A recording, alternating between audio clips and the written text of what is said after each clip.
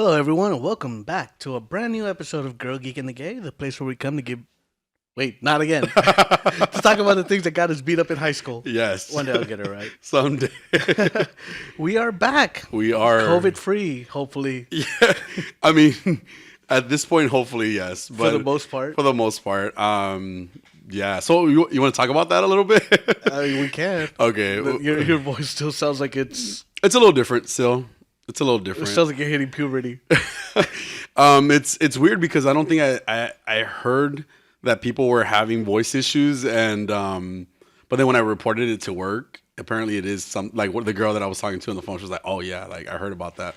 I'm like, "That's a thing." Did she really? She really said that, I'm like, "Oh, like I asked her like, do you guys hear this a lot, like in the company, or do you mean just like personally, like you heard that a lot?" She goes, "Personally, like the people that I know that were affected by COVID, like some of them like lost their voice." So I was lucky enough to lose my voice. It's coming back slowly but surely, and it's so weird not being able to talk as much as I do, because I talk a lot for work, for everything. So it's very different, but I'm happy that I'm okay. I'm happy that you're okay. Most and, to add to that, because you try to kill us all. We can, since you want to bring that up, I did not try to kill you. I warned you that morning. Jose, I'm not feeling well. It's up to you. So the last time, it seems that Jose was exposed and got COVID. Not exposed, he got COVID because of me. Last time we played Oogly Mouth. Okay. It was Oogie Mouth. I don't even know what that is. It's a South Park thing. Oh, okay. Was it when they were getting like the chicken pox? Yeah. So I did warn Jose. I was like, "Hey, like I'm not feeling well." Your warning was, "Hey, I don't think it's COVID. I think it's just allergies." I mean, and I was like, "You know what? I'm gonna take his word for it." No. I was like, "I'm not feeling well." I did go back to the text, but it doesn't matter at this point. But I wasn't feeling well, so I let Jose know. He was like, "Nah, you probably just have seasonal allergies." That's what I remember. I've never used the word seasonal allergies in my life. You said something about time change then. I think it was like, oh, probably because of the time change, or because of the way that the weather's been changing. Something along those lines. I don't want to dig through the text messages. I warned him. He came over. We even had pizza that day. Shared the COVID. And it's not a funny situation. It's really kind of funny, actually. I mean, it was fun. It's funny in hindsight. The experience isn't the best experience, and also, of course, just generally, it's not a funny experience. It was a pretty terrible. It's funny because nobody died, except for like 800,000 people. No, I mean from us. From us. Okay, yeah. No, I know. I know what you meant. I was just joking, but it was pretty crazy. Like I just remember Monday afternoon going to get tested at Kaiser, because I didn't have any home tests, but I want to go get tested, and then slowly but surely like feeling my temperature going up and getting hotter and hotter, and then my heart was beating, and then I started getting chills. And well, your heart's supposed to do that. Well, I mean, like crazy. I could feel it. Like how like you can feel it in your head. Like that's how crazy your heart beats sometimes. Had a headache. I literally I didn't go to work. I didn't work, even though like some of my work is from home. Didn't work for like a week, maybe almost 2 weeks. Well, like 10 days. Because I did feel like shit. It's not fun. It's really not fun. I'm just happy you're okay. I'm happy Adolfo's okay. He did get it too, sadly. But he's okay. His symptoms were a lot more mild than yours and mine. He literally just had sniffles and a cough like for a week, and I'm like, bitch, what the fuck? I diluted it for him, not for you. So, I got the full blast. Yeah. So, I mean, how are you like since and now? Oh, I'm good. There was because I didn't work for like a week, maybe a little longer, and it was funny though because since I am quite reclusive, I don't really talk to that many people. Oh. I at some point had no idea that my voice was gone. Oh. Because I didn't talk. Oh, okay. So, you lost your voice too then? Yeah, for a little bit. Wow. And somebody called and I answered the phone. I was like, hello? What the hell is this? Wait, what's different? No, I'm just kidding. It was so high. Oh, God. It just sounded like my nuts were in a vice. Crazy. But, yeah, it hit out of nowhere for me. I was at work, and all of a sudden I'm just like, oh, no, I'm going home. Yeah. And I got home, and I went straight to bed. I went to bed probably like at 2:30 in the morning. Yeah. And I didn't get out of bed till like 10 o'clock at night. Damn. Yeah. And I was just like, I need to eat something. Yeah. And even then it wasn't much because food sounded disgusting to me. Yeah. And I like food. I think I was extra hungry during that time. No, but that's crazy. Yeah, it sucked for a few days, but I mean, yeah. I do have to say, like, I felt like the symptoms that I got were more like closer to like how the booster felt when I got the booster.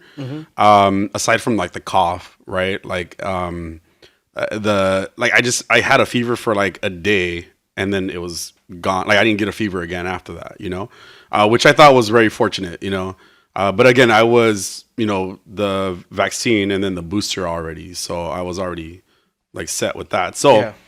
And honestly, dude, I knew the day that I walked into work or like went to go work at a location, I was like, I'm gonna get sick today. I'm gonna get sick today because like people are just, I feel like still really inconsiderate, after 2 years of this pandemic. And it's like, just people are just coughing, even with the mask, like just cover your mouth, like, come on, like, and then obviously the Omicron is a bit different is the way it's been explained.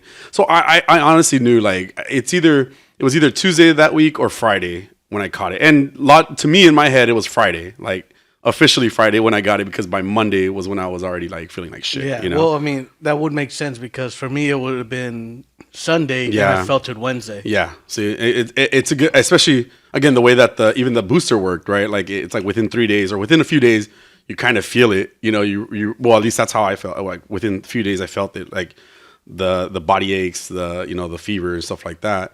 So to me, it just made sense that it was like that Friday or even possibly that Tuesday right before that, because Saturday night is when I was kind of feeling kind of iffy. But again, I'm just happy we're okay. I'm happy. Like I stayed home. My mom and my dad dropped off stuff at my door a lot, which was great. Just I had the Postmates guy. Oh. When I got better, I offered. Way to rub your love in my face. Yeah. Way to make me feel bad for being loved. No, I offered to take you something. I like at my deathbed tried to offer you stuff. That's just because you felt guilty for putting me on mine. I mean, I would have taken you stuff anyway if you were the only one. Like I would have taken you stuff. You know that. You should know that. Of course. By now. Yeah.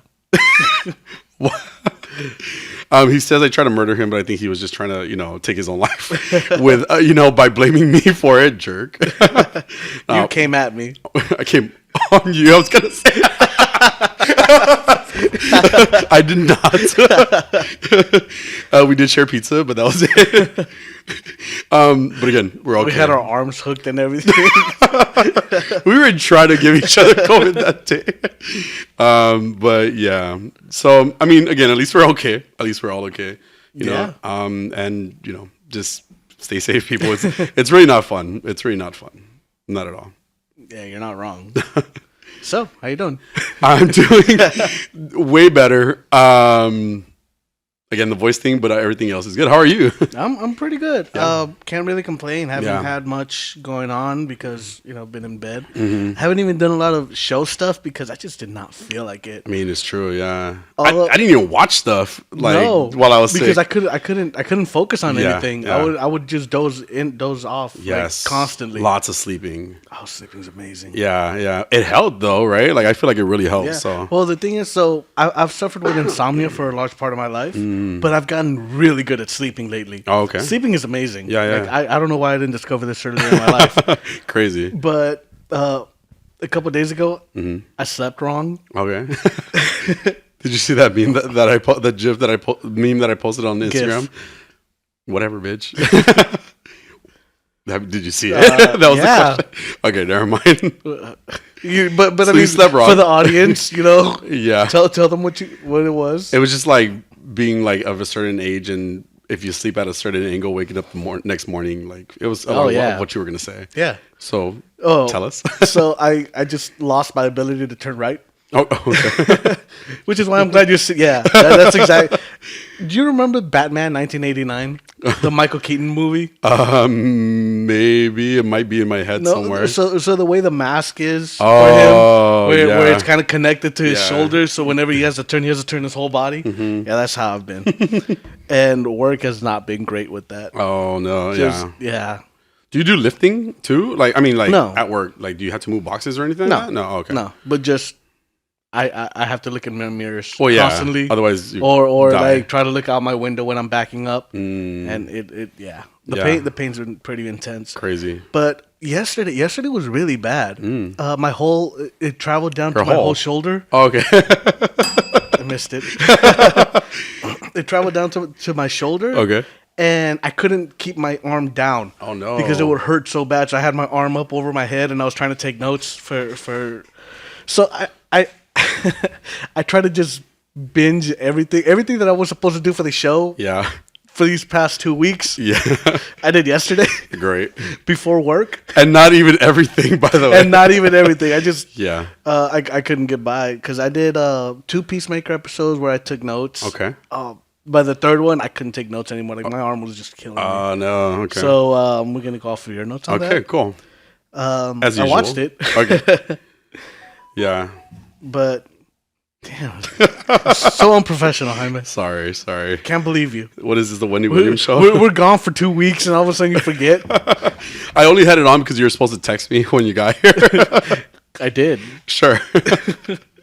But yeah. You're the one that didn't answer. Sat out there for 50 minutes. Lies.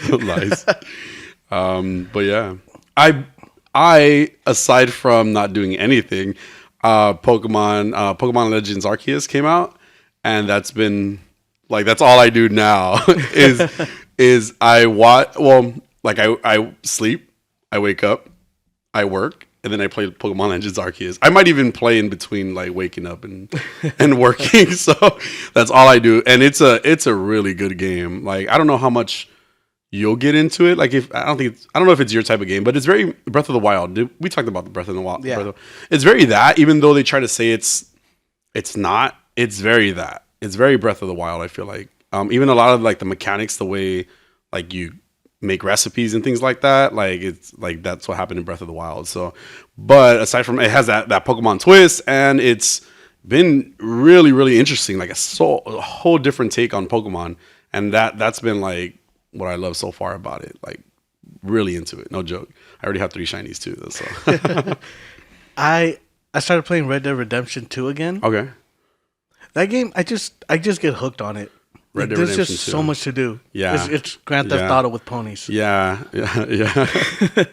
Yeah. But I mean, as far as video games though, I just haven't had the energy or the time for it. Yeah. Okay. So yeah, I started playing like doing Red Dead Redemption just because you could just ride your horse around and look at the scenery and look at outside, pretend you're outside. Yeah, and see, in Pokemon Legends Arceus, it's a lot more mission based now too, which is it's not again. It just reminds me of like Breath of the Wild because of that. But Red Dead Redemption, same thing. Like you go off on a path and you find a mission that you have to do. At least the Red Dead Redemption that I played, the first one, right? There's a mission you gotta do. You talk to this random like villager, and the villager wants to go grab some plant or some shit like that, right?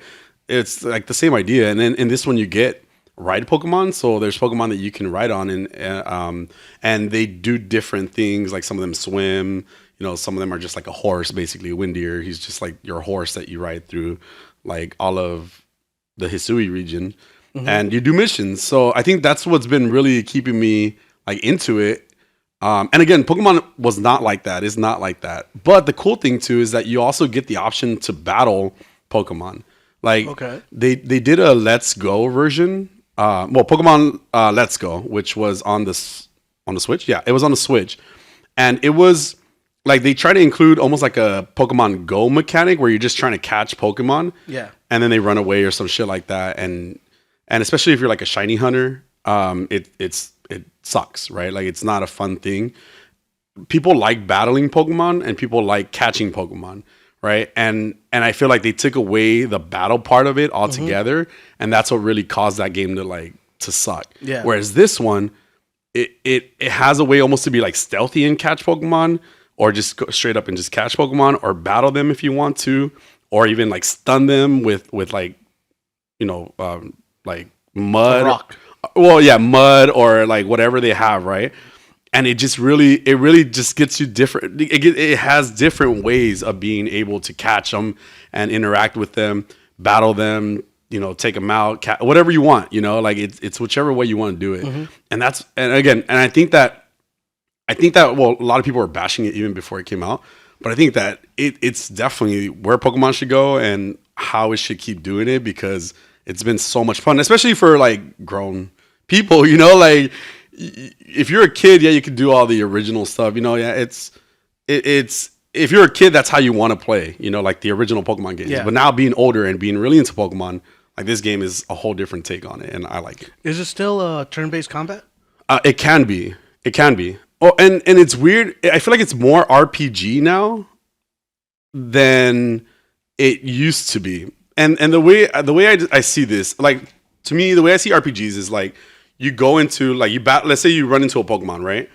And it's like you hit it and then it hits you. Yeah. Right. So that's more how the RPG is now. Before, the game was like you would run around in grass and you would just encounter air, right? And it was a Pokemon, and then you just go turn by turn. But this one is more like just in the overworld, as opposed to like having to kind of split up into a separate cut screen. In fact, now you're able to like move around your Pokemon as you're battling too. Okay. So it's cool. Like it's different, and it's still kind of turn by turn, but also you can tell that sometimes like the Pokemon can go first with like just by starting the battle, which is not how it was before. It was very different, but I like the way it's more fluid now. Okay. Yeah, so I'm super sold on it. Yeah, that sounds like a good time actually. For sure. So I swear I'm not dumb, okay? Back to that. I blame COVID fog. Okay. So it was a couple days ago. I had just got out the shower, and the light in my room it's a switch that you just grab and twist. Okay. And the switch that you grab and twist. Oh, okay. Yeah. So it's a lamp. Okay. So I'm getting dressed, and I go to turn the light off. And there's lotion on my hands too still. Okay. So okay.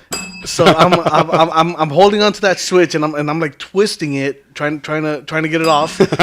And the switch, the light switch. Yeah, it stopped moving, right? Okay. Because there's lotion in my hands. And so I go to grab a towel, and I come back to so I can switch it off. Got it. And then I realized that the light's already off. It was like a whole minute. Oh my god! Of me trying to turn this light off that was already off. Was it daytime at least? My room is pitch black because there are blackout curtains in it. Oh god! You tried. That's the important part. But how do you blame it? How do you blame your other instances on COVID fog if you didn't have COVID until these? That's pre-COVID fog. Pre-COVID fog. Yeah. It's like you knew it was coming. It was exactly. Got it. Look, the important part is that you realized that you weren't doing anything the whole time. Yeah, it took me a minute. Good job. To just be like, what am I doing? Yeah. It's like when I went to the garage today and I looked at the at the keypad and I was like, come on, I know this. Well, I'm happy you made it through the COVID fog moment too. So all right. All right, so let's talk about today's show, shall we? Yes, let's do that. All right. So today, because of COVID, definitely COVID. Yes. We have news. We have quite a few Peacemaker. So remember when you were like, man, hopefully we never have to do 3 episodes again. So we have 3 episodes of Peacemaker. Yes. And we're going to do 1 episode of Boba Fett. Yes. Just because we're a little overwhelmed. Well, no, because you didn't catch up. I was dying, okay? Me too, bitch. What the fuck? I was dying first. Yeah, so you stopped dying first. Yeah, that's a good point. You just handed it to me and said, go. Good luck. So yeah, 3 episodes of Peacemaker, 1 episode of Boba Fett, and of course we got news coming up right now. Cool. Right now, Yeah, got it. no news coming up right now. Okay, cool. Let's talk about it. All right. Should Batman kill? How do you feel about that? Let me think about this. I don't think I care either way, but I don't see why it matters. Okay. I think that the best way to resolve Batman's problem is to kill the Joker. Agreed. You know, and there's a point, right? Because, and I guess, and this is just that was in Peacemaker. Did they say that? Wait, oh, I think he did mention that. Yeah. He's like, Batman's a pussy. I think that there's a greater good kind of like point of view in that situation. Like you have to consider the greater good, and if it's like if the Joker is that crazy toxic of a person, like yeah, like this guy needs to be put down, and yeah, you know, it's bad to say. Moral issues. I know, right? Like I like you're really, like, nah, take him out. I felt it in my heart right now, but I mean, what? He's just that evil of a person, though, right? Like that's who he is. I mean, from what I like, okay. We can talk about injustice, right? The reason injustice happens is because of the way that he murders Lois, you know? Technically, Superman killed Lois. Yeah, but it was his fault, right? And I feel like, you know, this is, again, but ultimately then we got a bigger evil because of, and Superman becomes like the villain, right? Joker's done some crazy shit, like the whole thing that happened with Batwoman at one point, which was, I think, in The Killing Joke. That shit was crazy. Yeah, like that shit Batgirl. was okay. Batgirl, so many bat people. Batgirl, yeah, that shit was crazy. And you know, I know it's even more like vulgar in the comic books from what I gather. So, yeah. So, he's a problem. I think that just it has to be done at a certain point because it's just like you're prolonging all this drama. So. I think it doesn't matter, but I think it does matter. But I think really he could just kill and it would be okay. The quote from Batman #4: "Remember, we never kill with weapons of any kind." That's what Batman tells Robin. Seems that people are a little upset right now because in test screenings of the new Batman movie, it seems that Pattinson's Batman sticks closely to that rule.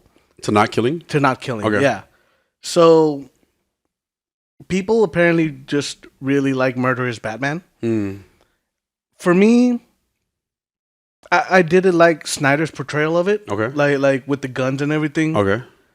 Because I think that's very anti-Batman. Like Batman hates guns. You know, and the one time we see him use guns, at least in the animated series. Yeah. Because I know that when he first came out, he had a gun. Okay. Yeah, but that was also when they were just figuring out the character. You know, at some point the character evolved into something different. Yeah. And the one time that you see him use a gun in the animated series is in Batman Beyond. Okay. Did you ever watch Batman Beyond? I did, yeah. In the first episode of Batman Beyond, where he starts having a heart attack. Okay. In the fight with the thugs. Okay. And they were the Jokers, weren't they, or something like that? They were like the teenage Jokers. No, not yet. No? Okay. Like that's when he's still Batman. Oh, okay. Like he's got that Batman Beyond suit. Oh, okay. But it's still like Bruce Wayne under it, and he realizes that he's having a heart attack when he's fighting this guy. Okay. So like right before the guy kills him, he just grabs a gun and aims it at him. Oh wow. Okay. And like that's enough for the guy to take off. But that was just him strictly saving his own life. Yeah. Right. Like he has a thing against guns because guns killed his parents. Isn't that a bit selfish though too? Like if you consider that, like the only reason he would like stop somebody from killing, or like if that was the only option to kill somebody that's about to kill some.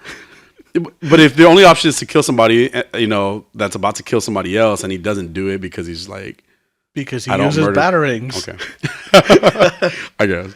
But Pattinson was quoted as saying, there is this rule with Batman. He must not kill. Yeah. It can be interpreted in two ways. Either he only wants to inflict the appropriate punishment, or he wants to kill and his self-control prevents him from doing so. So, I realize that every iteration of Batman on the big screen definitely has been a little murderous. Yeah. Especially like Keaton's Batman. Like Keaton's Batman just killed. Like he would throw people off the roofs. Yeah. Right. Yeah. And although it's never explicitly said, "Oh, he killed them," I mean, like you could kind of imply it. Yeah. As opposed to Snyder's Batman, which is just pick up a machine gun and start shooting at people. Yeah, yeah. So I definitely think that's a little much. He went a little more Punisher. So people are really upset because they're just like, because of mostly what Snyder said when he was like, of course Batman kills, get out, some like stop living in this fantasy world or something like that. And I'm just like, dude, that's kind of, yeah, exactly. Like that's what comic books are. Yeah.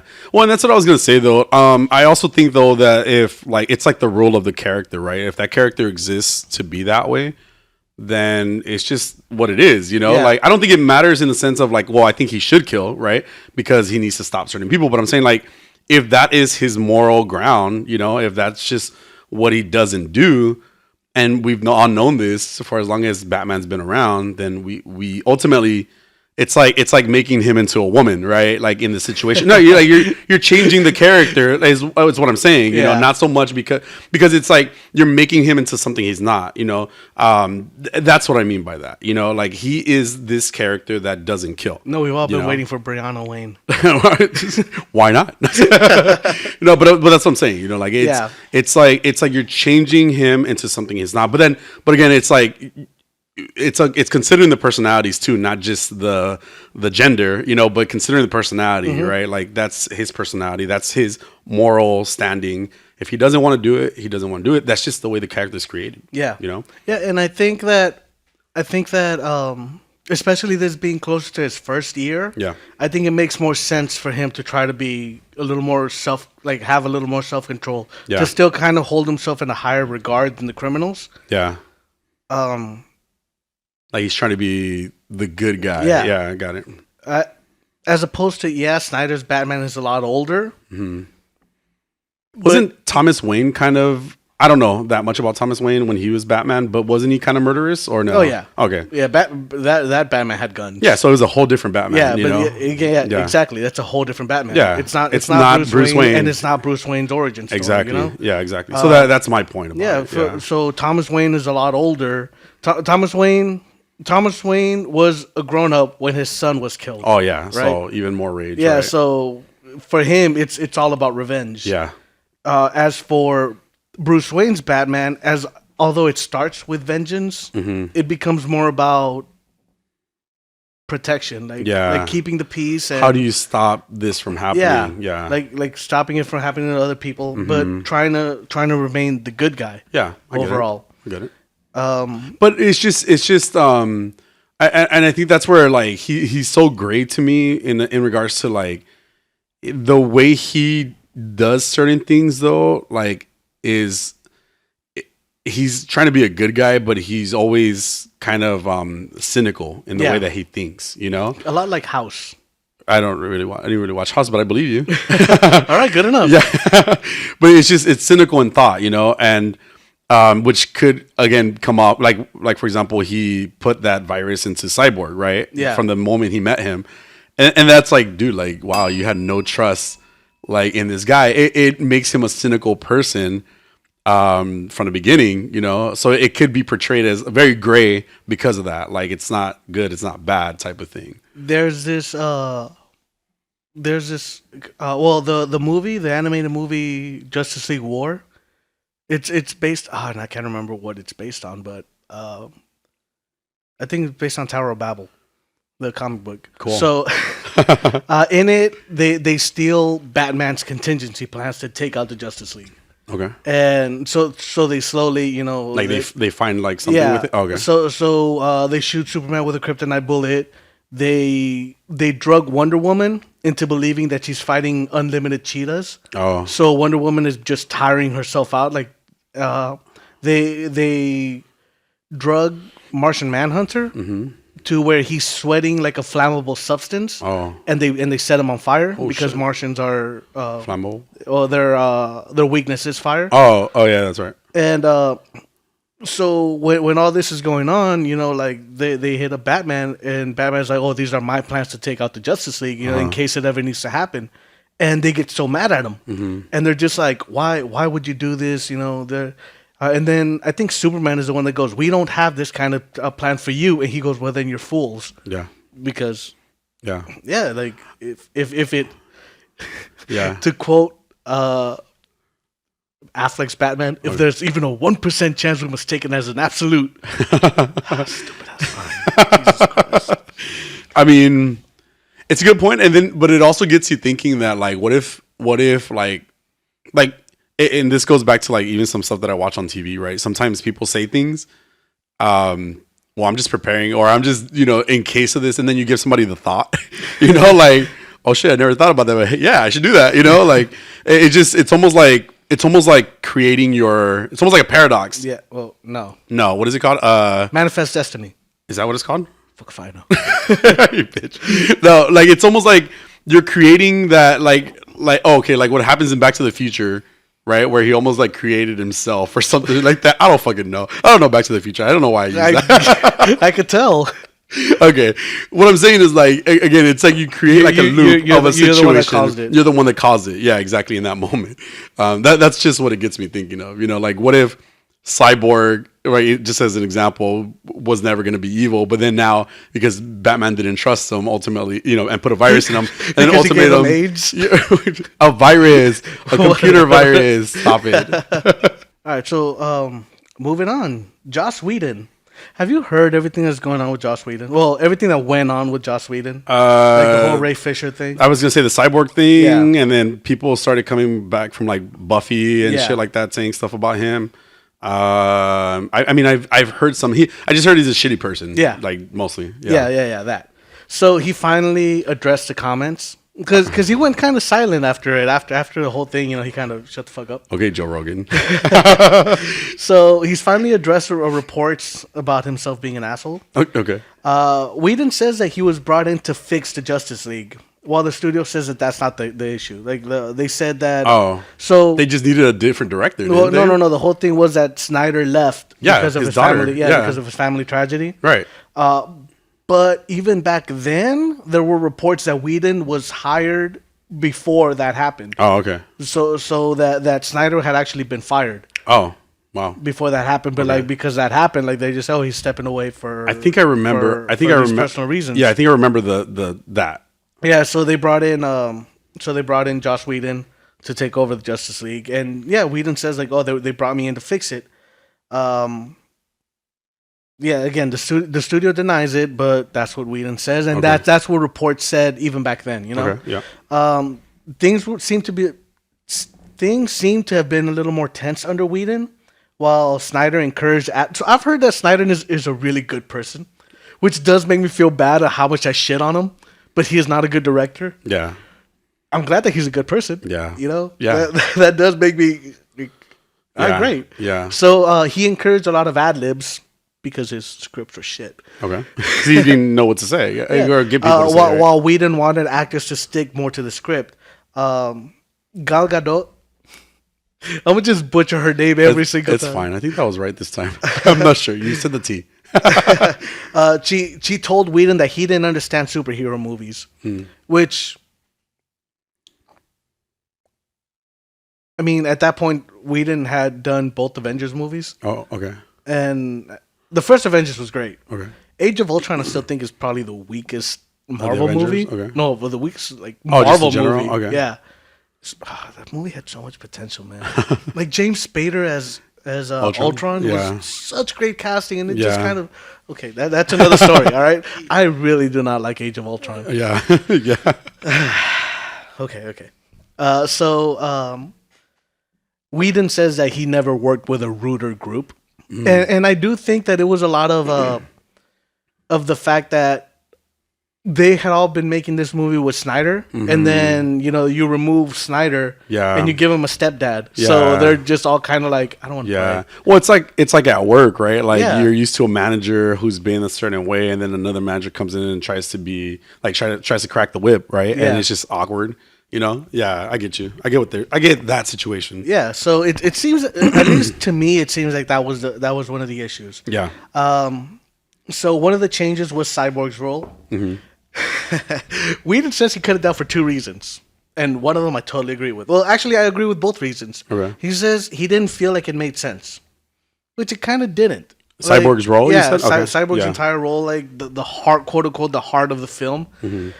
Two, he says that he didn't think the acting was very good. And I agree. Yeah. I don't think Ray Fisher is a good actor. Yeah. At least not in this role. I haven't seen him in anything else. This is also his first movie role. But I mean, yeah, I haven't seen him in anything else to this day. I don't think. Does he have any other movies? I mean, to be honest, I don't really know. I don't really like. I think I've only seen him in this as well. Yeah, like so. I didn't think he was a good actor. Yeah, and again, this kind of just ties back to the casting in general, right? Like it was just like they just threw in random actors together. I mean, you know, some of them were established, you know, like we're fine. But then I feel like Flash and Cyborg were just like random choices, you know? And so I kind of like, it's a big movie, you know, you want to build on that. And that's what I said about it. I don't mind the random actors, like, cause I don't think they need to be big stars, but they at least need to be good. You know, and they also need to be established, though. Like what I mean by that, well, I mean because but what I mean by that is like, okay, then if you're gonna give us a new like Cyborg, right? Then give us. I still go by this whole they should have had standalones at least or something, you know, or at least tie them to. You know, the TV series. You mean established characters? Established characters. Okay, not established actors. Sorry, that's what I meant. Established characters. Because that makes sense. Because you could build upon a bad cyborg, right? Like it would be the beginning of a cyborg. That's fine.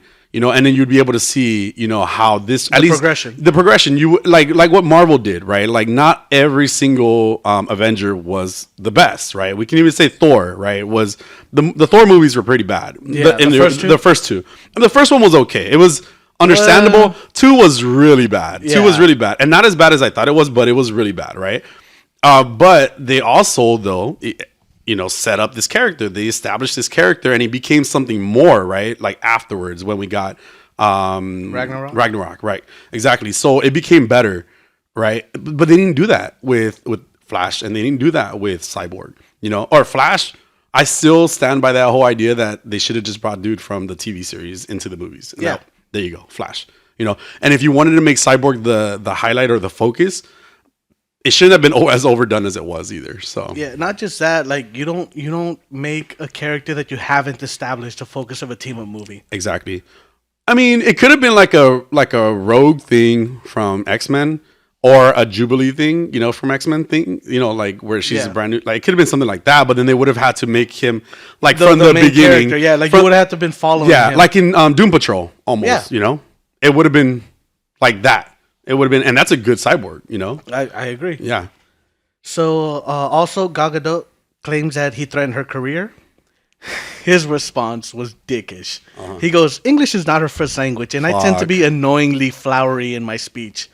Gadot responded with an email saying, "I understood perfectly." Yeah. Charisma Carpenter, who worked with him in Angel, tweeted, "I believe Gal Gadot not only understands career threats in English, but also in Hebrew and Arabic, possibly French, Spanish, and Italian too." Yeah. He's a dick. At the end of the day, you can tell he's very much a dick. It's an ego thing. It's a control thing. It's a control thing. Well, it's just a big headed thing. Yeah. You know, like he's been told. He definitely does have a big head. Anyway, like you can see it in certain people. Yeah. You know, you can just see it, and it's because they, you know, that's how they are. You know, that's how they've been built, or that's what they come from. Yeah. You know. It's the reality, and it does suck because he has given us great stuff. You know, he did give us Avengers, Firefly, Buffy the Vampire Slayer, Angel, all these great projects, and then like to find out that he is just a cock. It's like, it's ego. It's ego. Yeah. It's really that. Like when you're told you're really good at Buffy, all these things, you know, and then you're just, and then nobody's ever told you you're a dick because people are either afraid to tell you, you know, which people didn't come forward saying stuff before, you know, because of their careers, because they were just new, you know. It's a reality even, again, in work life, right? Like if you have if you have a manager and that manager is a dick, you know, and you're just like concerned about your job, you know, that it's part of it. Unfortunately, more people should speak out. Oh, yeah. You know, it should always be that. Call your managers dicks, people. Yeah, let them know. That's what we're saying. Let them know, or call HR. Anyway. But yeah, like it does suck because I liked Whedon's work. Yeah. But Yeah, like finding out he's a shitty person. It's like you don't need this, especially making a movie, dude. Like you should be having fun. Yeah. Because then it doesn't translate. Like in this one, it clearly didn't translate. Yeah. So, in the end. Yeah, both times. Jesus Christ. It's true. Moving on. Black Panther 2 delayed. Again. Oh my goodness. Looks like there's been a surge in the Omicron variant on the Atlanta set. Several cast and crew members came down with the COVID, including my love Lupita Nyong'o. Oh no! Like she got really sick too. Like, she posted on her Instagram. So like crazy. she was really sick. Yeah, it honestly hit crazy, right? Yeah. I mean, it's only expected to be delayed for a week, and seeing as I was supposed to be doing this story last week, Black Panther has resumed filming after a COVID delay. Oh my goodness! Back on today. So yeah, it's coming. Yeah. All right. Yeah. Cool. So someday. Well, the date hasn't changed. No. So we're still supposed to be getting it later this year, right? I think November. Okay. I think it's in November of this year. So crazy. Oh, the Doctor Strange movie's out soon, huh? Next month? I think so. Damn, finally. And aren't we getting Moon Knight? We're getting Moon Knight next month. Yeah, because Boba Fett's about to end too, right? Yes. All right. What other news do you have for us? Reddit has given the 10 actors who they think can play Wolverine. Okay. All right. Let's see how you feel about some of these. All right. What do we need Wolverine still? I'm curious about that. We're bringing the X-Men back. You can't do the X-Men without Wolverine. Okay. I guess. No. Keep going. I want to hear Wolverine. Why don't you want Wolverine in the MCU? It's not that I don't. It's just that there's been a lot of Wolverine stuff already. I'm exhausted from it. And then how do you like Hugh Jackman? Yes. Okay. He was a really good Wolverine. He was a very good Wolverine. So yeah. I mean, it'll definitely be uphill casting, I guess, at this point. Okay. But they're gonna do it. You know they're going to, because you're not gonna make an X-Men without the Wolverine. Okay. Does he have to be like the first one though? Like, why can't we start with like who I really want to see? Jubilee. That's who I want to see. I don't think they'll start with him especially because there's been rumors that the villain in Captain Marvel 2 is Rogue. Captain Marvel 2 is Rogue. Oh, that makes sense. In the Marvels, it's the rumor is that the villain is Rogue. Oh my god. Plus, there's also rumors that there's going to be a Professor X in the Multiverse of Madness. The Multiverse of Madness. Yes. So fuck, my mind is getting blown right now. Well, that sounds really bad. That's not what I meant. I'm really excited about that though, because I don't know. I like that idea. Wolverine. I want a really good Phoenix Saga someday. A really good Phoenix Saga. One day. Someday, hopefully. All right, so let's see how you feel about these. Daniel Radcliffe. No. That's Harry Potter, right? That is Harry Potter. No. I think people are thinking Daniel Radcliffe because he's short and hairy. Yeah. Like that's the only thing I could think of. No. This one I don't think you'll know who it is. Dominic Purcell, who played I want to say Heatstroke, but I don't think that's right. Heatstroke? From Flash. The guy with the fire. Oh, hold on. You messed up my brain because you say Heatstroke. Firestorm. No. Because Firestorm's a hero. Oh, he's a bad guy? He's a bad guy. Because there's Captain Cold and his partner. Oh, Heatwave. No. I could take that guy. Wait. Yes, that's what I meant. I don't think he's a good actor. He's honestly. older though at this point though too. Yeah, but I don't think he's a good actor. Like I've seen him because he played Dracula in like Blade Trinity. Yeah, I remember. But that was a long time ago. Yeah. Yeah. But I mean that movie was But he wasn't even good in I didn't think he was that good in Flash. What is his damn name? Dominic Purcell? No, John Wentworth? I think that's his name. Purcell? Yeah, Purcell. He's also in what do you call it? The Legends of Tomorrow. Yes. Didn't he leave? I don't fucking know anymore. I don't know. I lost track of it. He was Yeah, people love the Googling. Shut up. Leave the Googling alone. I can't find his name. I don't know who you're talking about. I'm talking about the guy you're talking about, Dominic Purcell, but I'm Heatwave. It was Heatwave. See, you got me tripping. Heatwave. That was close. You say heat stroke. I had heat and a stroke. Oh, stop. Scott Eastwood. I don't know who that is either. Clint Eastwood's son. Very good looking guy, too. Oh, really? Yeah. I've never seen him in anything, so I really can't speak to his acting ability. Yeah, okay. Whatever. Zac Efron. Oh, my God. You know the Zac Efron guy? Anyway. No, I'm just these people that you're naming don't give me him. Don't give me what the fuck is his name? Wolverine. It's almost like the Batman guy playing the Batman, right? The Batman.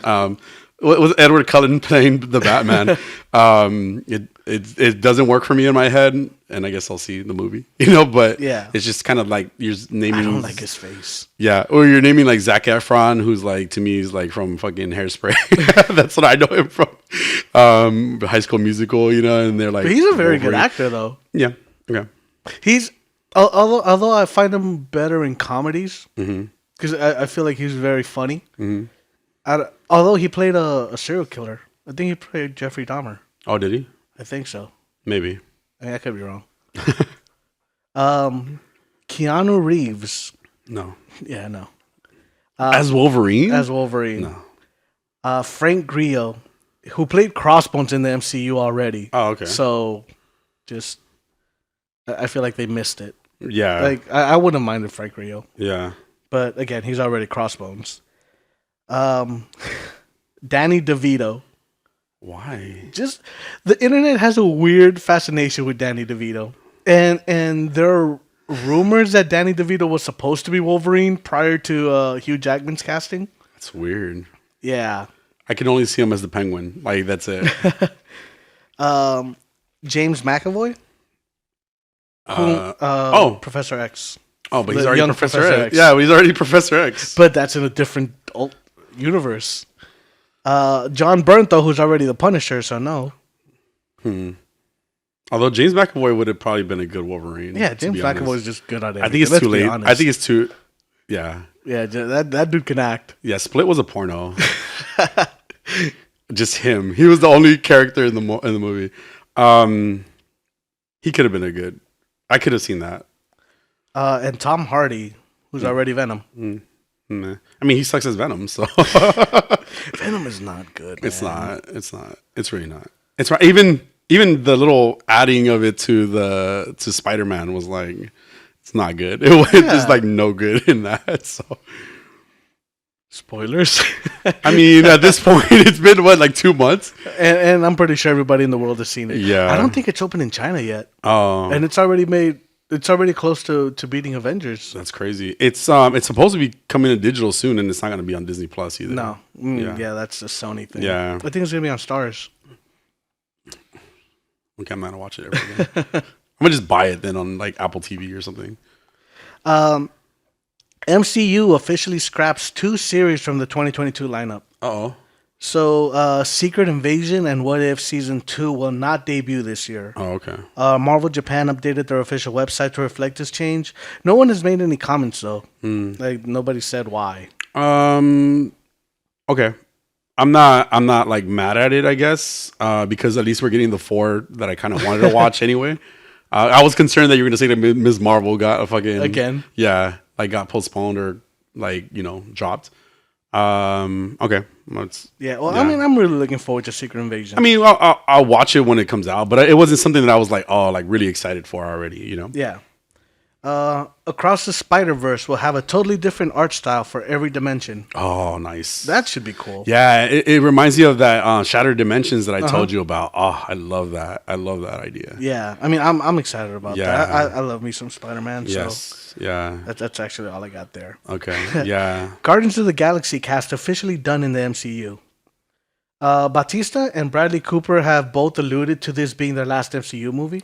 Bradley Cooper. Oh, he's Rocket. Yeah, he is Rocket. Like Bradley Cooper's in this. Okay. James Gunn has officially stated that Guardians of the Galaxy Volume 3 will be the last hurrah for the entire Guardians cast. Okay.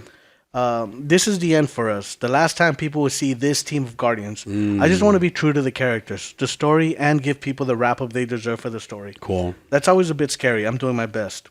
He also said, I'm aware the third films of most trilogies suck. Not always, though. I don't think it's gonna be bad though. I don't either. Yeah.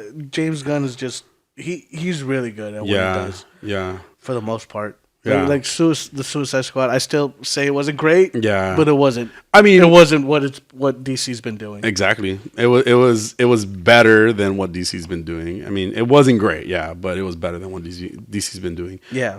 What are your thoughts about like Gamora being a whole different Gamora, essentially? I don't really like it. Yeah. I feel like they just should have let Gamora die. Yeah. Like if you're gonna kill her, just let her die. Like I feel like that really takes away from their deaths. Yeah. Yeah. You know, like, okay, so Supernatural, I recently watched all 15 seasons of it. Oh shit. It's 15 fucking seasons. Each one was like 24 episodes. Oh my goodness. It's ridiculous. Yeah. And then are you ever gonna watch it? No, right? Okay, no, all right. Spoilers for Supernatural, people. 15 seasons of it? Nah, I'm good. So Supernatural is a very it's a very entertaining show. But at the end of every season, a character dies. And are brought back the first episode of the next season. Yeah. Usually. Yeah. Oh. So you're constantly killing off either Sam or Dean. Like just constantly killing them off and sending them to hell and bringing them back. So in the last episode where Dean is killed, right? And he's killed in the very beginning of the episode. And he's just like, oh, don't, just let me die. Like this is it. Don't bring me back. Yeah. And he's killed in kind of like such a shitty way. Like it's not even a big hunt that they're on. Like he just gets pushed into like rebar or something. Oh. So he dies. And at that point, I was just like, I don't care. I really don't. I don't care. Like at some point, it was just like every time these characters die, I'm just like, I don't care. There's nothing added to it. There's no emotional investment anymore because you know they're gonna come back in a different way. And I think that's what I kind of felt with like Gamora dying and then coming back from the past.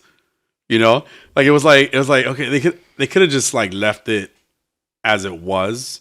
Or killed somebody else off then, like if it wasn't going to be Gamora, maybe it was Nebula's moment where she realized, like this is my sister and I'll sacrifice myself for my sister or some shit like that. Or I think it might be a way for Marvel to be trying to reboot the character without rebooting the character. So trying to do something like, okay, let's make Gamora a villain at some point. Okay. Like in the comics at some point, like she kills the Marvel universe. Got it. Okay. So it might be them trying to do something along those lines. Yeah. Yeah. But yeah, I mean, her What If episode got scrapped, right? Yeah, it sucks. I like Gamora up until that point. Yeah. Yeah, I like Gamora up until that point. But it's just it didn't. Then we should have just left it there. I agree. I agree. If you kill a character, let him stay dead. Yeah. Usually. Yeah. Like even Jon Snow. Spoilers. Yeah. Because it's like you invested all of this into this Gamora, right? Like and through Guardians 1 and 2, right? And then it's like and it's essentially that Gamora that's just out in space is not that person anyway. It's a whole different person. That's what they are, Yeah. They didn't go through 1 and 2 in the same way, Hold on, quick side tangent. Yeah. Did you hear that they're trying to find a way to download consciousness into like AI? What the fuck? Yeah, like Matrix? people's consciousness. Yeah, into like AI. No, what? That's crazy. Yeah. Okay. So I just heard about this. No, that's crazy. And it just I was just like, yeah, because it's not the same person. Yeah, yeah. There's this like I guess this theory about the way teleports work that I learned a long time ago, right? Or the way teleports would work, right? Essentially, when you step into a teleport, if they ever created it, you step into a teleport, it's just disintegrates. It disintegrates you, right? And then you Put you reform. together. Yeah, you reform on the other side, but it's not really. It's like a different Like a version copy of you? So it's like you died and then you were created essentially. Yeah, it's like a copy of you, right? But not even so much a copy. It was just like, I guess you destroy the original and stuff like. So that thought is like, damn, NFT people are going to be really upset. well, but it just gets you thinking. It's like, then what would be the point of me using a teleport if it's not going to be me? I'm not going to like me as I am is going to get disintegrated. But does it matter if you still have all your memories? But then what if me ended and that's just a different version of me? What if, you know what I'm saying? Like that this is. But okay. I think I understand what you're trying to say. Yeah. But I'm thinking like, wouldn't that other? It would be a different version of you, though. Yeah. That's what I'm saying. Like it's like when you take a copy, right? You take the original, right, of something, you make a copy of it. It's diluted a little bit. You know, it's scanned, it's copied, but it's just a copy. It's not you. You know, it's not the original. Mm-hmm. You know, the original's gone. Man, hopefully that teleport doesn't run out of toner. For your dark skin or anyway, we got deep right there. So what do you think about this being the last did the holiday special ever come out? Because I never watched it, if it did. I don't think it did. Was it supposed to come out last year? Or is it supposed to come out this year? Is it this year? I think it's this year. Ah, okay. Yeah. Well, the way they say it is this is the last what you group. said, the group. Yeah, like that group. And we know that groups change all the time, right? Yeah. Like, so it's gonna still probably be a different Guardians. Maybe, Yeah. you know, we'll still have Guardians. I'm we might assuming get Nova. Star-Lord. Yeah, Nova. Even some of the other like random, you know, Guardians that we've seen throughout. Because I heard Bautista's leaving. I heard Rocket's leaving too. I like Mantis, but I can see her leaving as well. You know, and then we would just probably get like different Guardians. You know, I think it's going to still be Guardians, just not the original group that we got. Well, Gamora's gone. So I have heard that Thor might be joining more Guardians of the Galaxy stuff. Yeah. You know, like he did end Endgame with as Guardians of the Galaxy. Yeah, yeah. And they're going to be in Love and Thunder a little bit as well. Yeah, I believe so. Yeah. So, I mean, we'll see. I hope they bring back James Gunn for more. Mm-hmm. I don't know if he'll want to be back for more. I mean, there might be a whole new director, too, at a certain point, too. Yeah, I mean, there's so many characters, because we're getting Adam Warlock in this new movie. Are we? Yes, Cool. Sid from Toy Story is Oh, playing him. yeah, that's right. I don't know his name. I don't know his name either. That's right. I don't know his name. Will Poulter sounds right. Versus. Uh-huh. Yeah, that's him. Haha. Will I'm good at Poulter. this. Yes. No COVID fog here. Today. Yeah. Cool. Yeah, so, I mean, yeah, things need to change. Like, we have a whole new set of Avengers. Yeah. Yeah. I'm good with it. Yeah. We'll see. We'll see what happens. Yeah. So, moving on. Let's hit Peacemaker. Oh, Peacemaker? Okay, I thought we were going to just do Boba Fett. Oh, Well, I figured we usually leave Peacemaker? Boba Fett to the end. Okay. I don't remember. COVID fog. It's been a while, right? COVID fog. TheChoadLessTraveled. Oh my God. I have not heard that word in so long. Where are my notes? Somewhere in your tablet, I'm assuming. Yeah, okay, I have TheChoadLessTraveled. Yes. All right. You want to get started on this? I'm trying to remember. Because I really need to do a better job of taking notes. Like, my first note here from this episode is the dove of peace is the most important thing about killing people. That was well into the episode too. Was it? Yeah. Oh, well, there you go. I think this is when right after we got the first visual of like the butterflies, right? Yes. Yeah. So we got a visual of the butterflies, and he's going around saying that he shot and killed the butterfly and everything like that. after Goff. And they were talking about Goff, and I'm like, who the fuck is Goff? The whole in the last episode, and we'll get to that. But then they were like, oh, it's a senator. This was a pretty. This is when it really started getting even more interesting, right? Because this is when we started learning more about the butterflies and everything like that too. Finally, and we also see that Peacemaker is really, he's got that whole line that I love peace. I don't care how many men, women, and children I have to kill to get it. Right. But here he also says, I'm not killing kids just because you say so. So he does show that he has morals. Yes. Right. Yeah, that's a good point. And he's deeply torn of a person, and this is like he's gotten really like deep, as a character. And I think I can appreciate. Obviously, again, he's making fun of that type of character that I'm totally like anti anyway. But I think that's a good thing, right? Is that he's making fun of it, but by being it, know. But yeah, he has that. He does have that moral ground, whereas Vigilante's like Vigilante is a fucking psychopath. He's so crazy. I have that here. Like Vigilante is a psychopath whose dad is pretending to be gay to get away from him. Which I thought was such a funny line. Yeah, he was like freaking out about his pinky and how he didn't think he could walk ever again because he didn't have a fucking pinky. It wasn't even like fully cut off. No, it was like dangling. So, but we also get to see like how Leota's still like really torn about not having killed that guy, because she's like, I've never killed a person before. And, but at the same time, she's like, I should have killed him. Like Hawkheart. She's like, oh, so you made that guy's last minute alive. Like just he was terrified. Yeah.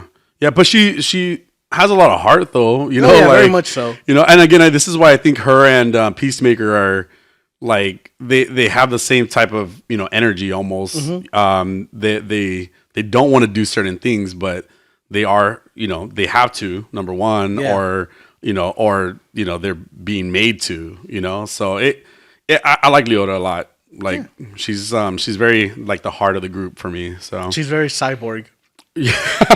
But better, right? Yes, much better. I do feel she plays it, and I think it's just goes to show what kind of character it is anyway. She plays it, a little like a little ditzy almost, not really ditzy in the sense, a little. Yeah, I wouldn't say ditzy. No, it's more of like, well, she has to play like kind of a weaker character, because everybody is so, I guess, seasoned except for like economists, But everybody else is used to like killing people and everything like that. Where she's just like she's green. Like green. Yeah, that's a good word. Yeah, definitely that. Yeah. Also, can we talk about that intro? That intro again? I fucking love the intro. It does not get old. It really does. I watched it all 3 times again. Like I did not skip it. Same. I told Adolfo like I can't skip this. Like it's just so good of an intro. Is there like a deeper meaning to it that you know about? No idea, but I just love it. Just everybody on it, just their facial expression, like how stoic. Yeah, like exactly. They're dancing and they're having like, it looks like fun what they're doing, but they're not fun. The only thing I can compare it to is like the butterflies though. Like, oh yeah, like because the butterflies are same, they're very stoic. Emotionless. Yes, because when they do, oh well. Anyway, we'll get to that later. Yeah, it's just such a good intro. I think Iggy is probably the most expressive in that intro, but it's just so good. You can't pass it. Yeah. All right, so I just had to bring that up again. His dad's an asshole. His dad is an asshole. We see the white dragon costume for the first time. Yeah, badass. But this is the episode where he says Batman is a pussy who won't kill people. That's when he's talking to the neighbor, right? Yes. The neighbor comes over and he's just like, Batman's here. Like, Batman has the Joker and the Riddler. Who do you have? Yeah. And he's just like, Batman's a pussy who won't kill people. Yeah. He's like, all my villains are 6 feet under. Yeah. He said something like that. Yeah. Yeah. So, like you said, we get a visual of the white dragon costume, which is a really cool looking costume. It really is. As racist as it is, it's very well designed. And even the red, like the striking red, like crimson red that they add to it, like amazing. I fucking love those comic book ass costumes. Like they're so good. Like again, Vigilante and Peacemaker's costumes are just so good in this, you know. And then now the White Dragon, like the way that we get it, the helmets are really cool. Yeah. James Wan, when they first asked him about Aquaman, and they asked him like, "Oh, how come you haven't redesigned the character for Aquaman?" And he's just like, "Why would I? Like everything's in the comic books. All the designs are already pretty perfect." Yeah. Because that is one thing James Wan did in Aquaman, which is all the characters look the way they do in the comic books, except Aquaman's less white. But it's okay because Jason Momoa looks like he smells like fish. Yeah. but I think that I do. Okay, when X-Men came out, we get the leather. We get the leather, or like, you know, same thing with like I was gonna say Cafe Neo. I don't know why. There was this place in Long Beach that I used to eat at. It was called Cafe Neo, and that's the first thing that came to my mind right now. I don't know why. Anyway, what I was gonna say about that is the Matrix. It was a lot of leather, a lot of dark colors, and it was like the way that comic books were gonna go, because you even got Blade. You know, obviously he was in all black. You got what's his name? Have you seen the original design for Blade? No, it is not a good design. Like it is not cool. Yeah, but so a lot of like those 90s, 2000s comic movies were very just dark. You know, like we look cool in leather and, you know, stuff like that. And I like the superhero. Oh, okay. I mean, it's not that bad though. You want to take a look at Blade? I mean, okay, I see why. Okay, but I see though why the leather works in Blade's situation, you know, and like the trench coat and everything like that, because obviously he's a Night Stalker. That one looks 70s. Yeah, well, that's the original. Yeah, so I see why it works in Blade, for example, right? But then every character, like all the X-Men, having just maybe like little hints of color, you know, here and there, like, were just like, it was so lame. It was so boring to me. I think First Class started adding some color to it as well. And then now all the comic books just like, they're really expressive with color. Especially because even like, I think DC stuff. I think Josh Whedon told Elizabeth Olsen like that costume you'll never see on screen. Okay, like which one? The Scarlet Witch costume. Oh, okay, yeah. Because remember how he just gave her like a big leather jacket. Something simple, and it was like her hair was a down. crimson leather jacket, something like that. Yeah. And but it was like a much darker red. It was like a maroon almost. Yeah, or kind of like that magenta, I guess. Of a what? Of red? Of her jacket. Well, like, you're talking about the one from the Avengers, Age of Ultron. Yeah. It was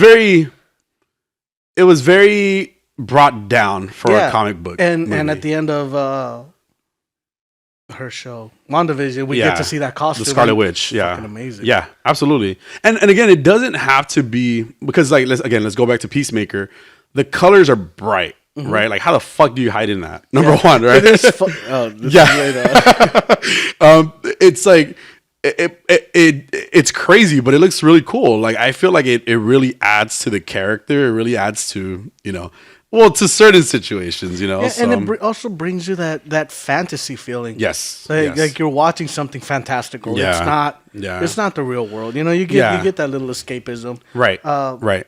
Not like everything just doesn't have to be Batman. Right. Or like dark suit Superman. Not everything has to be dark and brooding. Yeah, and it's just, if you think about the team of them, right, the ones that stand out the most are Vigilante, right, and Peacemaker. I really like Vigilante. I think he's such a douchebag. I think he's such an annoying. Cracks me up. It's funny, but I can see why Peacemaker hates him. I'm totally Peacemaker. I totally get it.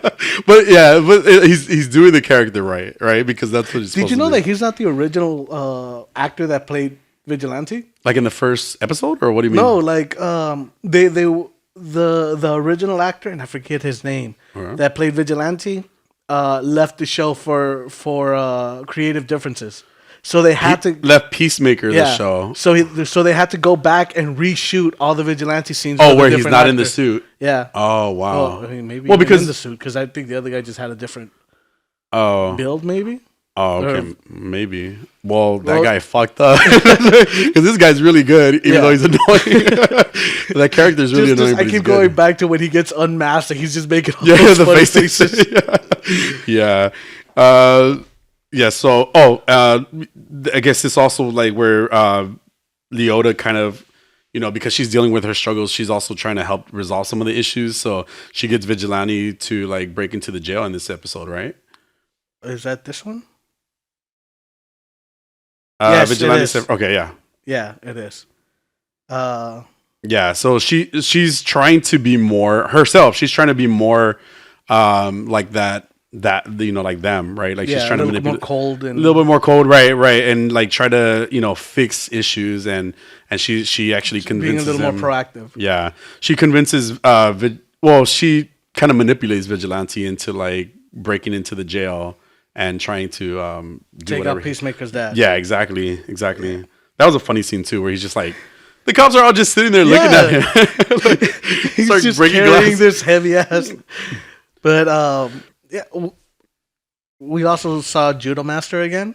Yes. So he didn't die, and he's having this fight with Peacemaker. Yeah.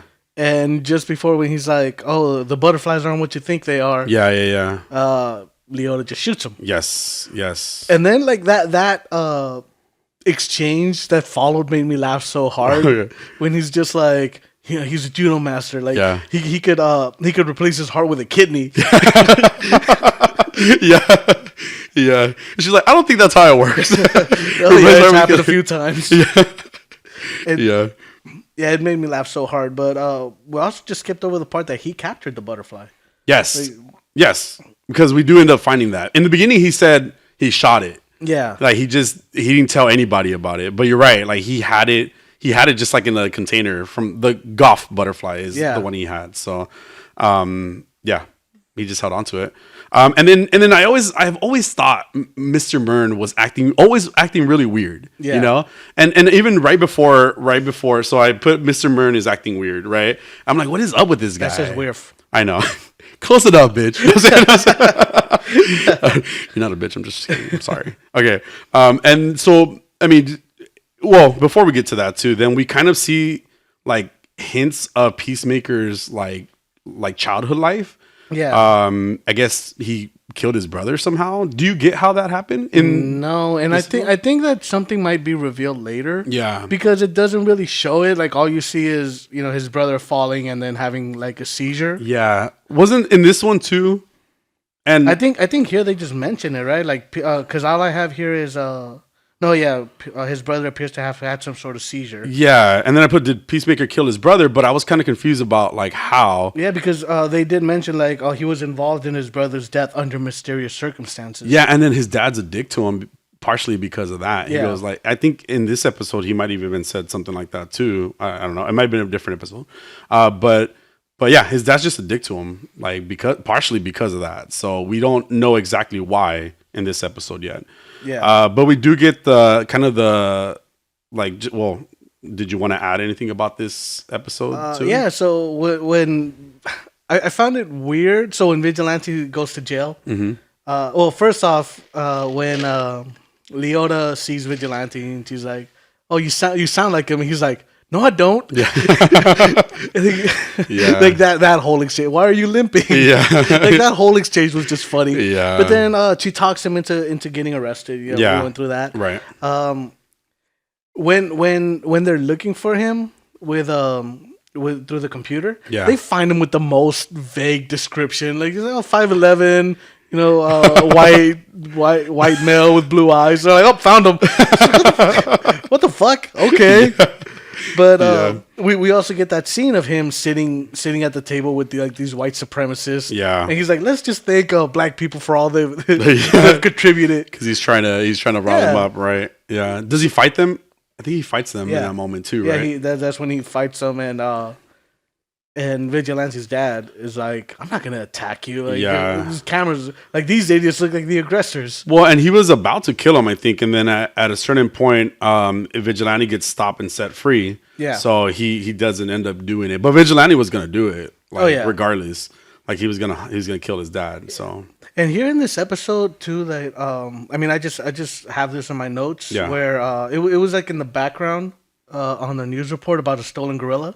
Oh, okay. Oh, yeah, which pays off later. Oh, crazy! I found out. Yeah, I didn't know that. I didn't pay attention to that part. Yeah. Also, like it ends with Chickwoody Woogie is a butterfly.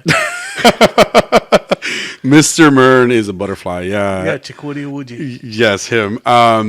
That was as weird as he's been. It was still like a crazy plot twist. You know, like I was like, what the fuck? I remember, but it also made sense. Yeah. When he got blown up. Yeah. And he didn't get hurt. Oh, okay. Oh, in the cocoon. Yeah. Sorry, it's been a while since. Wait, what the hell are you talking about? Yeah. No, it was a cool twist to see, and then just really good episode.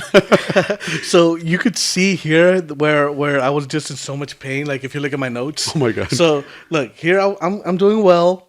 Then we get to the next episode. Oh my god. That's all I got. And then like there's episode 3, there's absolutely nothing. Yeah.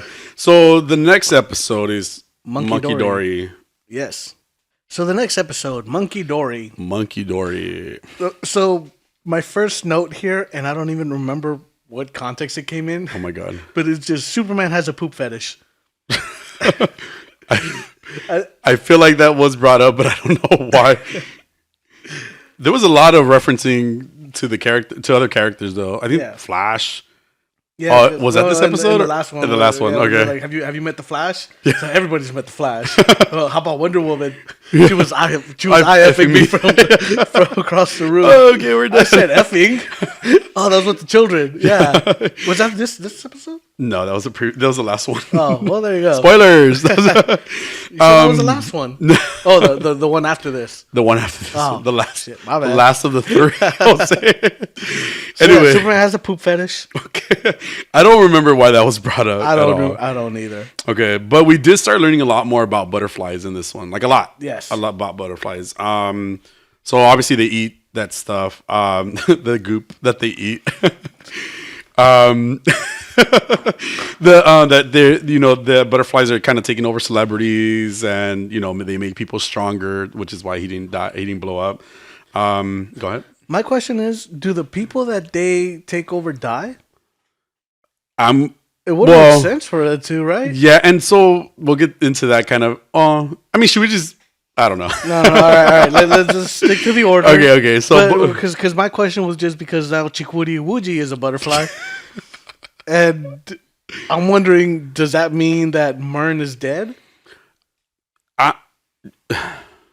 Yeah. Well, because I'm trying to not spoil it. Well, okay, all right. Okay. They make people make butterflies stronger. Butterflies make people stronger, excuse me. And so we kind of start learning just more about how Annie, which was the first butterfly that we encountered, was employed by certain people and stuff like that too. Mm-hmm. That kind of tying all the butterfly stuff in together. So we learned a lot about them. Yeah. For sure. Obviously they're aliens, one of my favorite scenes of this one was when Sophie, the detective, I think she's a detective, the girl. Yeah. Okay. When she's talking to White Dragon, and she's calling them Blake Shelton and Guy Fieri. I'm running out of white guys. But she was just going at it because he's racist. Yeah, because he called her Lucy Liu. He called her. He's racist, guys. So that's not me. It's him.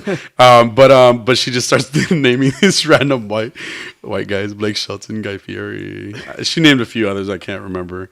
But it was a really funny scene, just like the exchange. And then that's when he kind of confessed that. That's when he confessed, right? That it wasn't him. Yeah. It was actually his son, Peacemaker, who was the one who blew up that car. Yeah, who killed the girl. There you go. Yeah.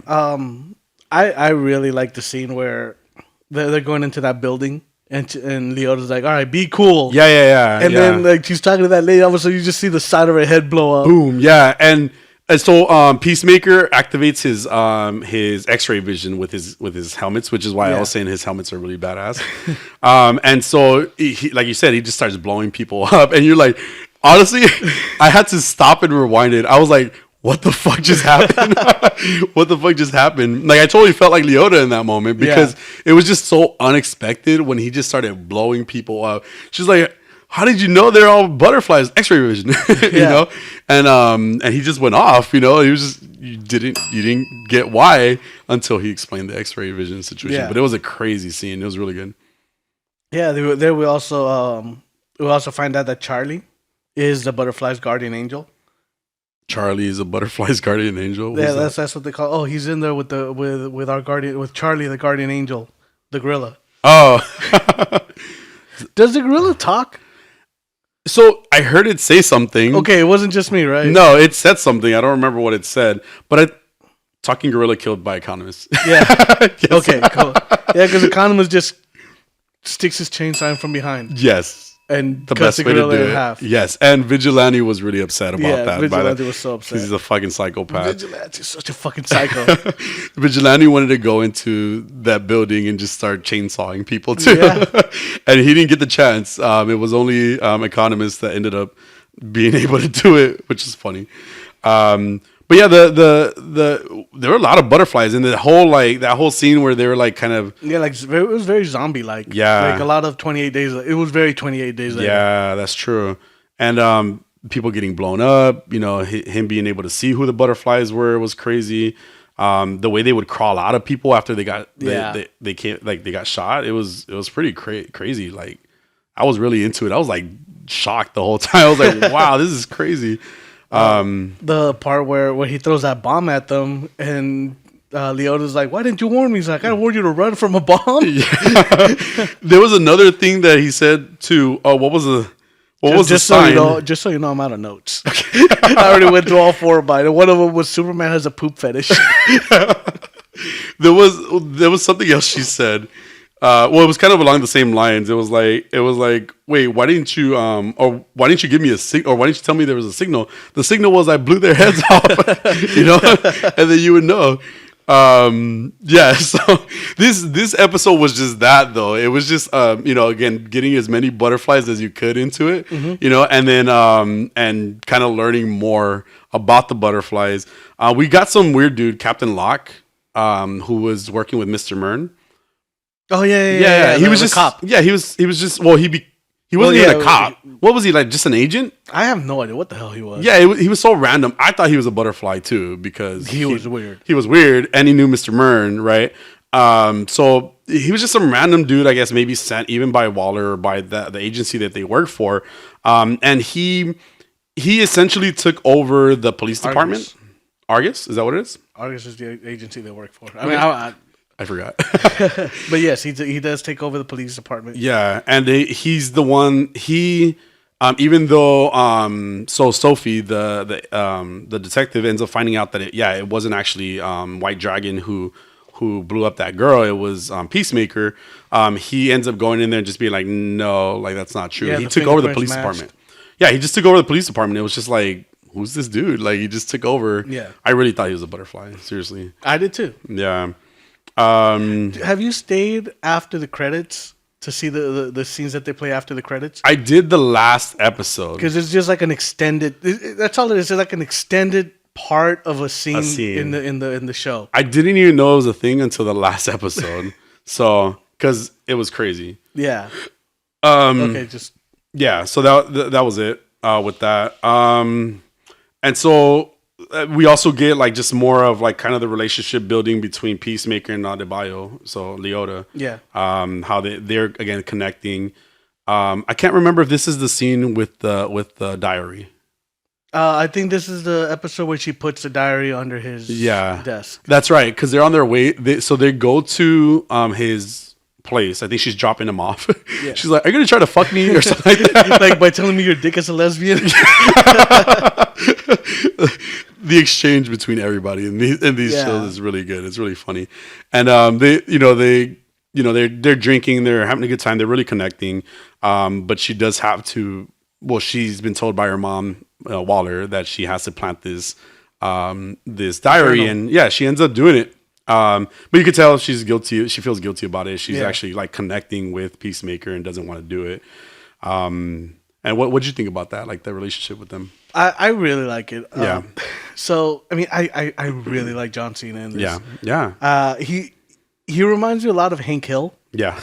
Where he is hilarious without trying to be. Like Yeah. he just looks so serious and like all his line deliveries. Like he's not trying to be funny. Right. He's not trying to be a smart ass. Like Right. he's really like that's really who he is. Like that's Yeah. how he talks. It's really impressive, And honestly. it makes me laugh so hard. Yeah, And yeah. seeing their relationship just build up and how empathetic Yeah. she is towards him. Yeah, exactly. Well, they're going through similar things, right? Yeah. Like his dad manipulated him. It looks like through most of his life, Mm-hmm. even and verbally abusive towards him, and then like her mom is manipulating her into like infiltrating this group, and then trying to put Peacemaker at bad, which At why bad? not? Well, make him look bad. No, that was well said. Shut up. It's a mistake. Okay. Anyway, wait. So why is she so anti him then? Now is it just because he's a bad guy and she's just trying to keep Waller? Waller? Yeah, she's trying to keep him under her belt. Sure. Probably trying to get him arrested again so she can keep him in the Suicide Squad. Yeah, that makes sense. I mean, at least that's what I would imagine. Yeah. So you can see she's torn, and you're right. The empathy between them and the way they're connecting and really building a friendship is really good. And like you said, John Cena, honestly, you know how I felt going into this. I'm like blown away. Stop. We've all heard your thoughts on Cena.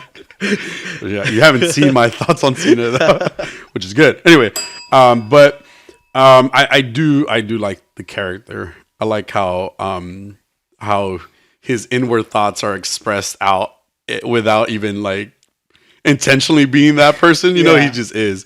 And it was a great scene where they connected, and it was right before Leota ended up going back to the base too. You remember what happened then? She found Peacemaker's X-ray helmet. Yeah, that with the X-rays. Yeah, and she was just looking around. Yes, seeing that. I was thinking, I'm like, all right, that really is cool, but then I'm like, man, the radiation poison that must be coming straight to the brain too. Yeah. But then she sees, she gets a good look at Chikuri Wuji's head. His head on top of that, where you can see a butterfly. He is dwelling in there. So she learns that he's a butterfly. Yeah, she takes off running. He chases her, and that's when Hawkwood comes up, that I thought you might have been a butterfly as well. Well, that's the next episode. Yeah. I mean, no, she comes. She didn't. No. Oh no, she doesn't. Like, because it ends with her falling and like in the rain, standing over her, like about to shoot her. Which, by the way, how did Chikuri Iwuji know that she could X-ray see him? It was just maybe because she freaked out. Is that why he freaked out? No, because as soon as he looks at her, like he jumps, right? Yeah. So I think it was an inconsistency there because, like, do butterflies know you can see them with X-ray vision? Why wouldn't he have known that she? Probably because Hawkwood knows. Because it would have had to have been brought up. But then why not just stop her then? Like, why not just be like, well, if they're in the same space, why not just stop her from like, oh. Because he's not paying attention. Take it off. He's doing. The helmet. He's doing paperwork or something, and she's just. Yeah. But he jumps at her like instantly when he looks at her. Yeah, but I'm saying like Hawkwood knows that he's a butterfly. Hawkwood was also there when Peacemaker took out everybody. Yeah, next episode. Next episode. No, this episode. No. Harcourt didn't. Harcourt. No, but I'm saying Hawkwood knows that he's a butterfly. Oh, okay, yeah. And she was also there when Peacemaker found all these butterflies with his X-ray helmet. Oh, yeah. So she might have relayed the information to Chikuri Iwuji. Good point. At least that's what that's the connection my brain would make. Got you. Yeah. It did end on that, like, Adebayo just being outside on the ground about to get like hurt by Murn. So that's where the episode ended. Chikuri Iwuji. It's just such a cool name, man. I get it. Jesus. I would never call him just Chikuri. You have to call him by his full name. Chikuri Iwuji. Every single time. Anyway. Another great episode. This was a really awesome episode. It's getting better. It got better. Yes. It's better. So should we jump into the next one? Yes, okay. Please. Like, you're going to have to lead this one entirely because I have no notes at all. All right, so you're going to have to lead this next episode because I have 0 notes on it. Yeah. I don't even have the name of the episode. Oh, MurnAfterReading. Oh, that's cute. I don't get it. There's a movie, Burn After Reading, with Brad Pitt in it. The fuck? I never heard of it. You never heard of it? No. I'm like, you just said it. What the fuck? Yeah. So this is the what you were saying earlier, where Hardcore comes in. She shows up right at the end she shows up right in the beginning where Murn is standing over Adebayo and Hardcore shows up. I thought she was. I was like, fuck, she's a butterfly too. No wonder she's. Nah, but she's cool. She's cool. But she's not. She's not a butterfly. We find out. She knows he's a butterfly. Economist knows she's a butterfly, and Adebayo and Peacemaker were the ones that didn't know that they're butterflies. Which, by the way, this pisses me off. Like, I hate and this is in teams in general. Mm-hmm. People don't communicate. They don't talk. And this is what was going. Like, you could see Peacemaker's frustration through this episode. Yeah. About how he's just like, tell me what the fuck is going on. Like, just tell me. I felt as frustrated as he did. Like, just fucking tell him, like, just let him know what's going on, and so you guys can fix it, like, okay, so Murn is a butterfly, right? Like, let him know, he's obviously not betraying the team. He hasn't killed everybody on the team. There's something going on, that there's a reason he's a butterfly and working with them. So it drives me. It was driving me crazy, and I think some of that had to do with John Cena playing that character, like just getting frustrated and being so annoyed by everything because like people are not communicating to him specifically, right? Yeah. Like he was just getting so frustrated through the episode. But it was, and then when Economist shows up and like later on in the episode, and Adebayo and Hardcore talked about it, that Economist knows, but he just thinks his fingers in the air. And then he literally does it. Oh, you mean he literally does it every time? Yeah.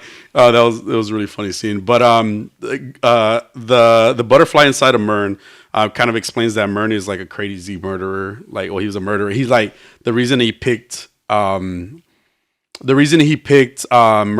it was because he was like the worst of humankind. Okay. Along those lines.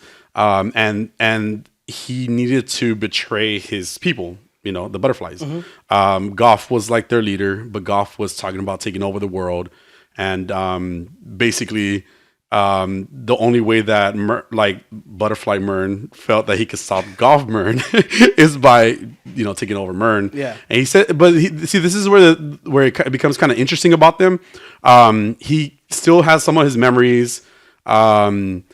It seems like it's not Murn anymore. The butterfly just has taken over. Yeah, and so the butterfly has all of Murn's memories. But I don't think that you can just take the butterflies out of people without killing the person. Without killing the host. Yeah, without killing the host, exactly. So this is, and I guess we'll find out, because it's still kind of, it looks like maybe it's possible. Okay. Because of the amount of people that we've seen up until this point with butterflies in them, like that whole ass factory, right? That whole ass factory. It's like, were they not savable, or are they saved? Like, is this like a zombie apocalypse type of situation, right? Like where they're zombies, they're dead. Yeah, and you can't bring them back to life, like Herschel thought in The Walking Dead, for example, right? I know, tangent. But it just gets crazy. That was the road you walked to get there. He was trying to save people, like save zombies, so he can bring them back to life. In the barn. Butterflies. Zombies. Same thing. Yeah. I did write this shit as goofy. It's a crazy show. Like, it is. It's a crazy show, But I think that's cool, because it's like really comic booky, Mm-hmm. Like it's like fucking add all the crazy shit that you can add to it and see what sticks, But although it's been just really focused around the butterflies, which is great. They did talk about a cow at a certain point. It seems like it's not going to be a code word. Like, like everything's been a code word. Yeah. But it's been literally the same thing. So I feel like we're going to get like a giant butterfly cow or something like that at a certain point. We still don't know. But the cow is essentially how they get their food. Their food source. Yeah. I don't even know what to call it. The goop. Goop. Yes. That's Gwyneth Paltrow's thing, right? Yeah. we get to the scene where Peacemaker's at the preschool. Do you remember this? Yes. Well, I guess not a preschool; it's middle school, probably. Well, we also see the janitor there. Like his kid is part of. Yeah. Was that his name? I think that's right. Okay. And his kid is part of the students that are asking questions. Yeah, yeah. And that's when he's like, oh yeah, Wonder Woman was IFing me from across the room. Yeah. All these little kids are asking him questions, and he's being a smart ass. One of the kids was like, did you know Beck A. Coolidge like 10 years ago? And then I really thought the line was gonna be like, I thought Peacemaker was gonna be like, oh yeah, I banged her or something like that. I really thought that was gonna be the line. He goes, oh yeah, I met her 10 years ago at a bar. She goes, I think you might be my dad. I was like, oh shit. I laughed so hard at that scene. I was so dead. I was not expecting it from the kid. Yeah. I was expecting it from him. And I thought that was a cool, like, just a way to twist it up, and he looked at her like a shit. But it was a really funny scene. Yeah. The way the show is written, like, I know that I sound like a broken record at some point, but it's just so well written. Yeah, yeah. And not only that, it is very well acted. Yeah, From by everybody. Everybody on the show is great. Yeah. Even Judo Master, who's just he's something else. Yeah. I mean, and I wish we see more of him, but I guess eventually too. Hopefully. Yeah, because right now he's like dying somewhere. He's replacing his heart with his kidney. Yeah. So we get that scene also in this episode where so they finally are focusing on Peacemaker as the actual killer of the girl. Yeah. So they're coming to his house, right? And you have the crew trying to reach out to Peacemaker. He's not getting them. Peacemaker still has the golf butterfly with him, and Vigilante's at his place, and they're all hanging out and like the whole sneaking about. What do you think? So I was laughing because you have Peacemaker, who's like this bulky dude in this bright red shirt, white pants, brown pants. They're white. They're white. What the fuck? Yeah, they're white. Are they white? They're white. Like some off-white.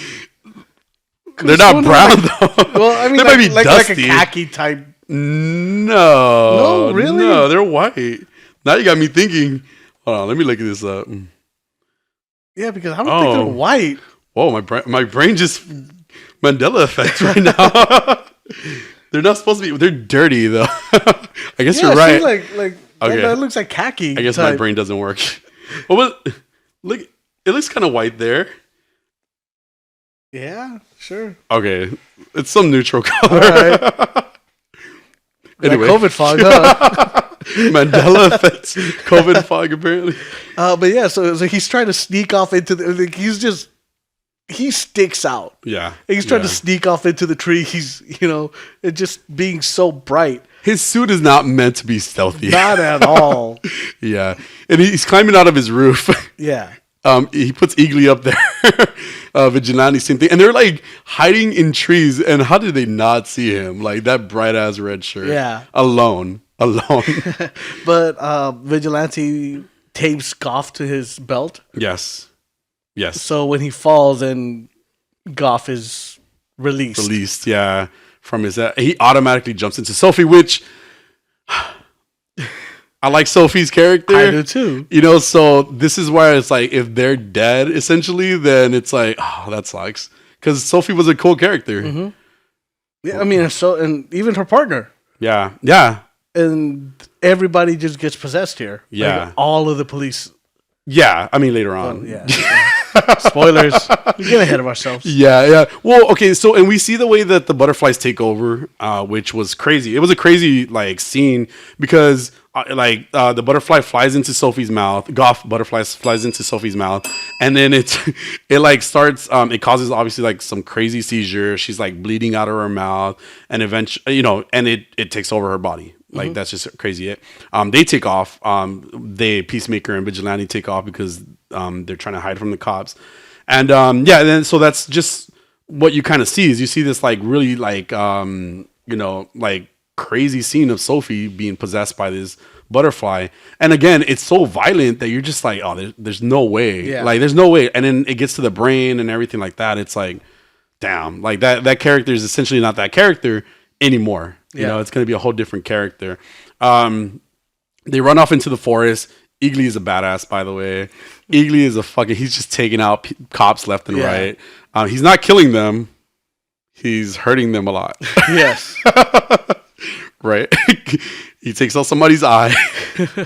He scratches people's up. COVID fog. But he's super hardcore. I think the Eagly scene was crazy. And then the way that it would attack each cop was really cool. Peacemaker doesn't want to kill still. Yeah. Well, especially not cops because... Yeah. Again. Like he said, you know, he needs a reason. Yeah. And he has no reason to kill the cops. Like, they're doing their job. Yeah. We also get to see his dad finally get out of jail. Yes. Yeah. So, shit, yeah. Yeah. And, well, it's kind of... well, let's talk about the Locke scene. That Captain Locke, right? The older white guy that shows up in the police department to take over. So he shows up in the forest where Peacemaker and Vigilante are trying to escape through, because, well, essentially to help them, right? Because he knew shit was going bad. He's the one that warned Murn about the police coming to get Peacemaker, and that guy's another one that has no remorse. Psychopath. Yeah, exactly. He just started shooting cops. He killed like 3 of them. Yeah. One of them while they were out cold. Yeah. Oh yeah. Yeah. Exactly. And right. And so, and that's kind of what happens, right? Like he just kills these 3 cops, like you know, just shoots them, and he pretty much covers up for Peacemaker and for Vigilante when they take off. Yeah. When he lies about who he saw. Yeah. What do you say, like the Hamburglar or something like that? He described the Hamburglar. Yeah, yeah. So it was a guy with black stripes and a mask and red hair. Right. And a hat. Fedora. Yeah. And at this point, Sophie's back awake, but as the butterfly at this point. As Goff. As Goff, yeah. So what's her partner's name? What's his name? Mike. I feel like it is that too. I have no idea. Mike's usually my go-to. Because you're racist. My go-to white guy name. Anyway, so so he tells him that Sophie's obviously just focused on trying to find I don't know. I guess I thought she was trying to find Peacemaker, but no, she's just dropping the situation at this point. Larry? Larry Fitzgibbons. Oh, okay. That sounds right now. Yeah, they call him Fitzgibbons. Yeah, that's right. And then so Sophie is just a butterfly. That cop kills all these people, and that's just where Peacemaker and Vigilante take off. But that's when we kind of transition into number 1, the White Dragon escaping or being released. Being released, yes. And then Sophie as a butterfly somehow reuniting all the butterflies. Where are these butterflies from, though? Like where the ones that just show up in the little spaceship? I have no idea. Okay. So it was a really great scene. All these little spaceships showing up and landing. And then she's just chilling, you know, like it's kind of dark out. And there was a song playing, Monster, that was playing by Reckless Love that was playing. So it was that scene of her and these like little spaceships showing up. Then it was also the scene of White Dragon throwing a party at his house. Yeah. With all these white supremacists.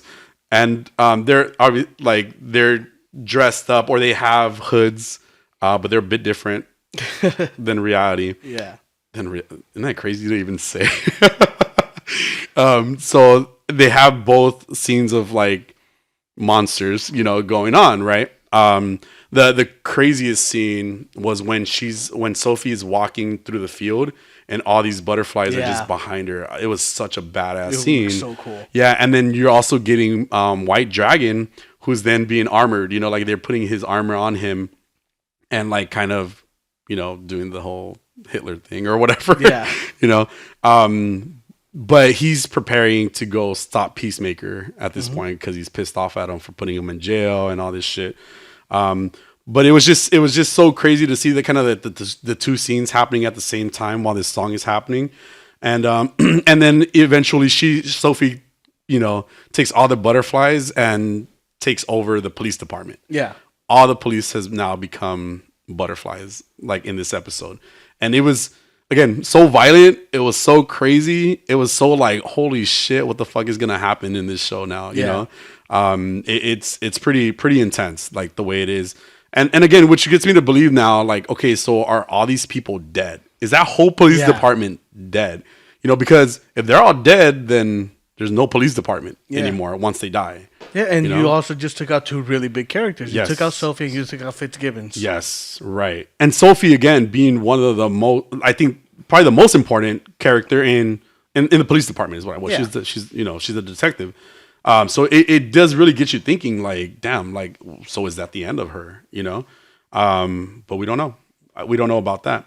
And then we get that scene of White Dragon becoming White Dragon in his suit, I should say, and like how crazy he's gonna be now too, because he's gonna go stop his son.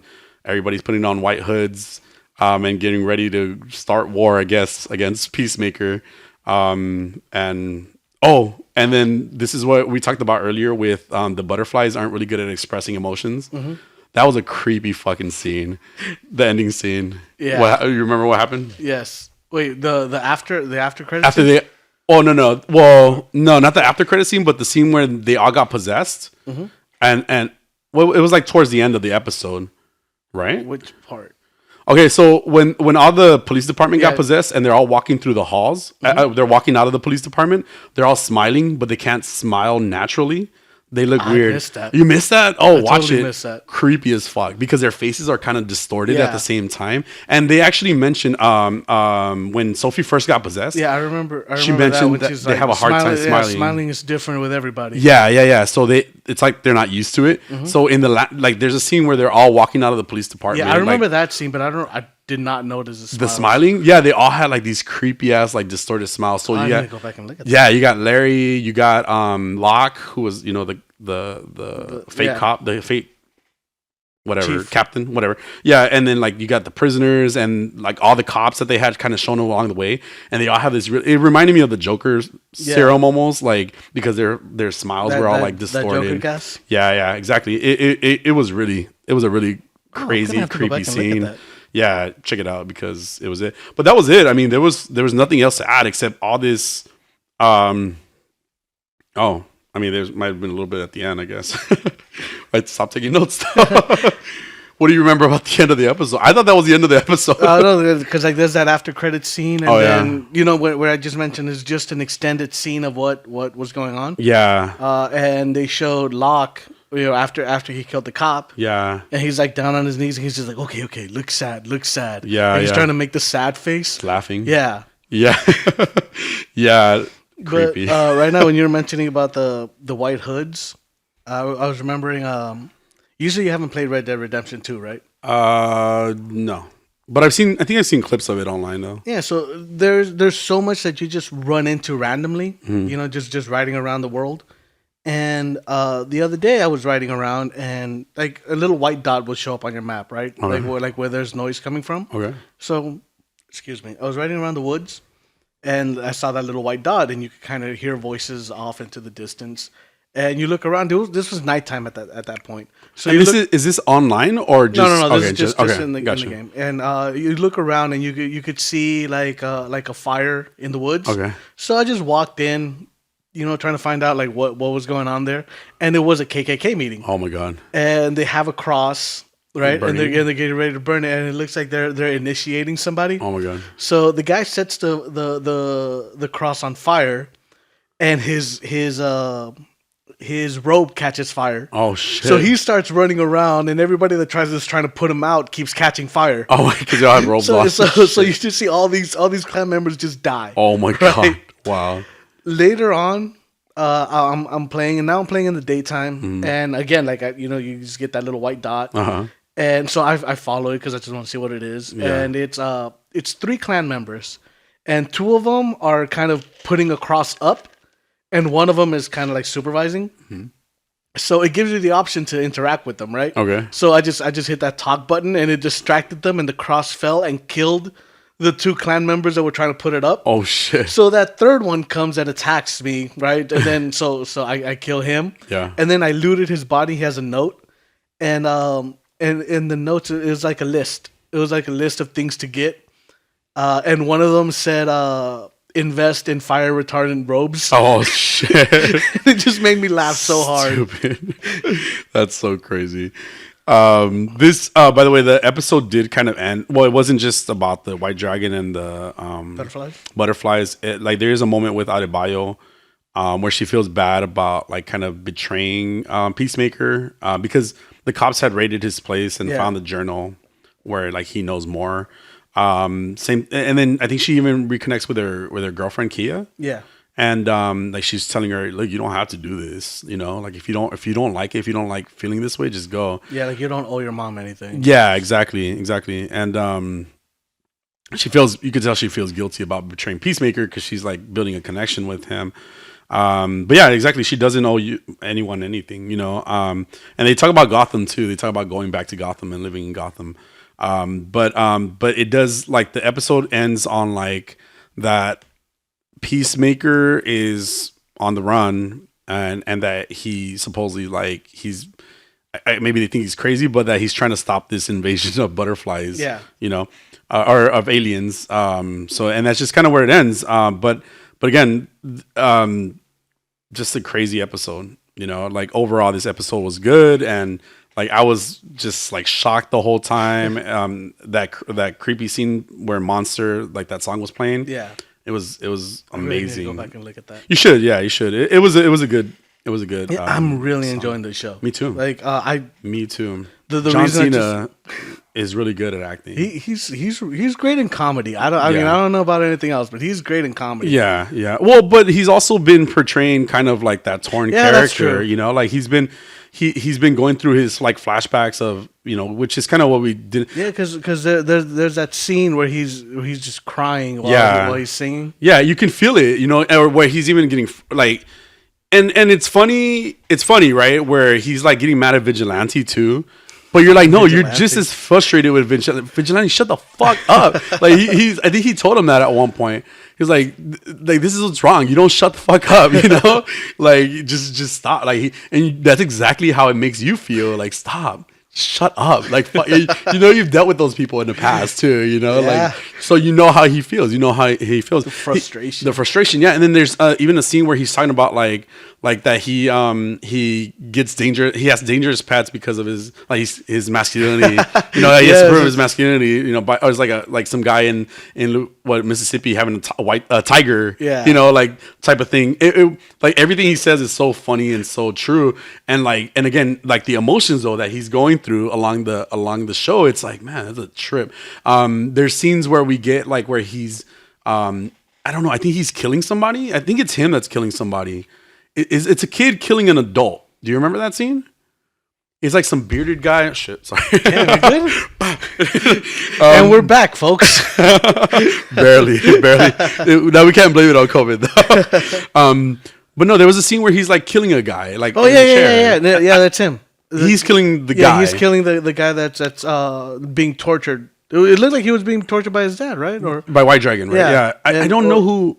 But who's that guy? We don't know yet, right? No. Okay. No. He's tied up and so he's having those flashbacks and he's going through that too. I didn't mean to cut you off. Sorry. No. Yeah. Yeah. But then also he's flashing back about his brother who like died of some type of seizure or something.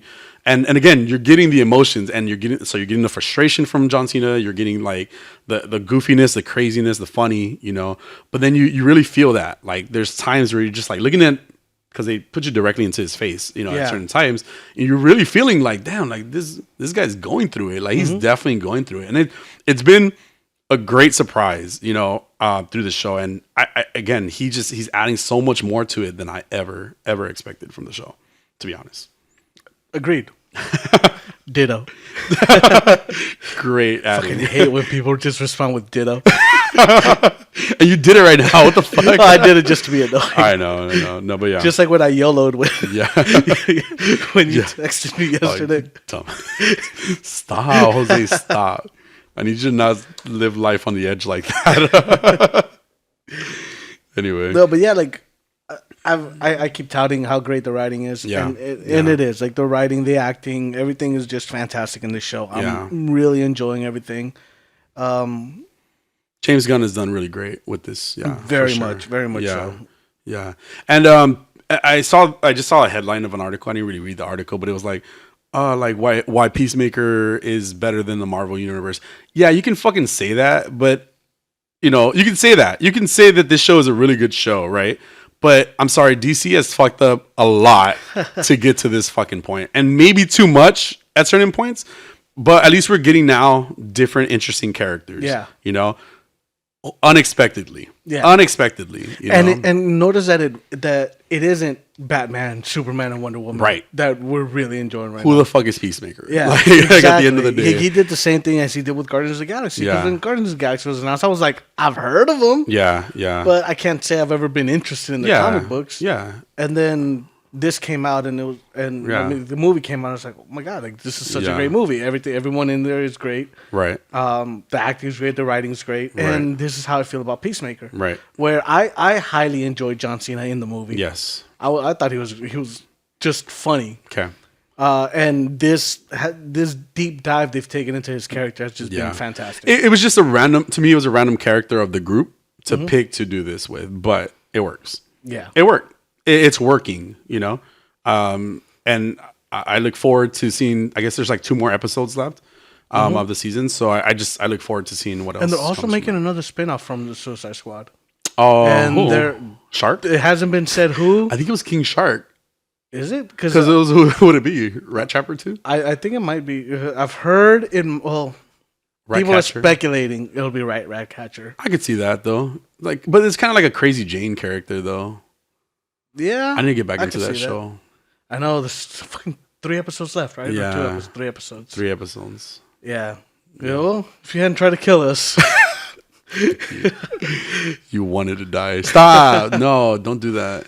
Anyway, but I mean, yeah, I'm excited to see how this is going to end, and if we'll be getting a season 2. Yes. I guess.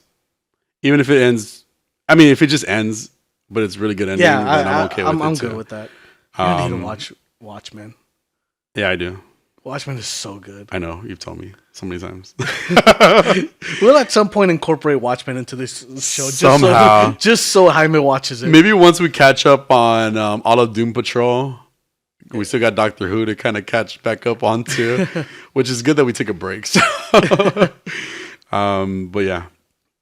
Overall, great episode. Keep watching.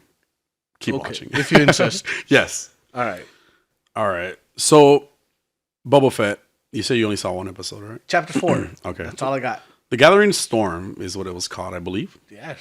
That's what I got here. I'm going to say that's what it was called. Unfortunately, this is the boring episode of the 3, to be honest. So, you got to catch up. Of the 4? The 3 that I saw recently is what I meant. Like, of the last 3, this is the most boring of the last 3. Okay, look. Yeah. I really liked episode 2. Okay. That's all I got. Episode 3 was that was a Power Ranger episode, right? Yeah. Episode 3 was a Power Ranger episode. Episode 4 was just so I don't think they're doing Boba Fett any favors by giving him his own show. So Boba Fett was such a cool character in the movies. Okay. This show has just shown how incompetent he is at everything. Okay. Like he's not good.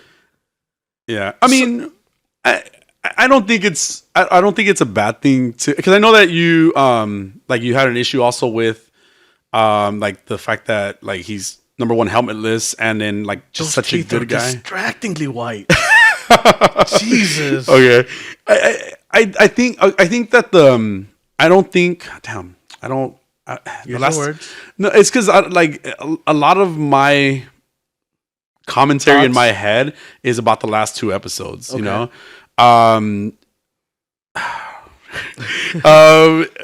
Fennec was really good. Yeah. Continuously, but it has become. It has become this Daenerys storyline, as like I've said before, right? Like it's like, which was my least favorite. I mean, I didn't think Daenerys' storyline was bad. I hated it. I didn't think it was bad. I think that this is okay. If you hated it, then this is worse, right? Because it's like he's trying to build an army against villains that we don't know. And somebody made a really good point to me about Disney Plus shows. They have been doing this because in this one, is this the one where we get who the actual villains are going to be? The actual villains are? No. No? No. I don't remember what happens in this episode. No. Nothing. Nothing happened. We did go back to the past, and we talked about Fennec's story because, you know, in The Mandalorian, Fennec actually was dying. Yeah. Right? Yeah, so we see how he found Fennec and took her down to the mods. Yeah, which is what the Power Rangers are actually called, by the way. Fuck ever. Yeah. I call them Power Rangers. It's stupid. I also did think it was dumb that this guy was just so impressed with his work. Not only did he not close her up, but he gave her a midriff shirt. Because she just wakes up and like her stomach would have been showing, I guess, essentially. Right. And she became like just all mechanical at this point because she was dying. Like she's a cyborg. Yeah. And I just feel like those characters are so out of place, like, to me. Like the Tuskens really made a lot of sense, you know? Yeah. And again, I go back to the desert thing, right? Because it's like it is kind of boring, you know. Like, at least the Tuskens to me were, and the reason I'm bringing that up is because the mods, right? The mods are like these like younger hip people who are making themselves like part, like you said, cyborgs, right? They're cyborgs, and it's like they're trying to make them really interesting. And Fennec is essentially a cyborg now. You know, she's like them, you know. Not with intention, you know, in order to save her life. Yeah. That's what Boba Fett did. So they went back into the past, into a flashback of that situation. But see, and that goes to show again what's wrong with the show, though. It's like, then let's just do a season based on that. I have here, you know? I don't understand the point of trying to tell two separate timelines. Yeah. Like, okay, so that could have been season 1. Season 2 could have been the other one. You know, like it could have been the story in the future where you established maybe something more that happened with the way he was building an army or something, you know, or the way he was becoming that leader, you know, that Tatooine needed. You know? Because so far it doesn't seem like he's good at anything, and that's really bugging me. Like he is not good at anything. The reason he does anything gets done is because Fennec does it. Like he has not done anything good. Yeah. Like he has not done anything well. Yeah. Because all he's doing is trying to be good. Yeah. Well, not trying. He's being good. Yeah. And again, I don't know. Like, he seems incompetent. Yeah. At least in this episode. Yeah. Because a lot of it, I mean, he shoots the bike gang that killed the Tuskens. Yeah. But then again, look, like there's no real reason that Fennec wanted to stay with him in this episode. Like she's like, okay, I help you get your shit back, and my debt is paid. Yeah. And then like after they get the shit back, she does all the work. He doesn't do shit. Yeah. Like she does all the work. She gets him in. She does everything. Yeah. And then like after they pass that level, she's like, I'll come along for the ride. Yeah. Like there's no fucking reason for you to want to come along. Like he did nothing. Yeah. She did the whole thing. Yeah. It was her. He did nothing except just walk into the ship and drive it away. And even then, he was so incompetent that he fucking kept crashing the ship. And then he got mad when she pushed his buttons. Yeah. Like she just saved, like there was this jump scare scene where this creature was living inside of the other creature that he was trapped in at one point. That's the next note I have here. Okay. But like, cause I'm like, he goes, damn it, I can't see a thing. Yeah. And like he waits like 5 seconds before he switches on the light. And I'm just like, dude, how fucking shitty are you at driving your own fucking ship? Yeah. Like, shouldn't the first thing you did when you're going into a dark room, turn your fucking light on? But also, why was he putting his ship into the monster anyway? Because he's bad.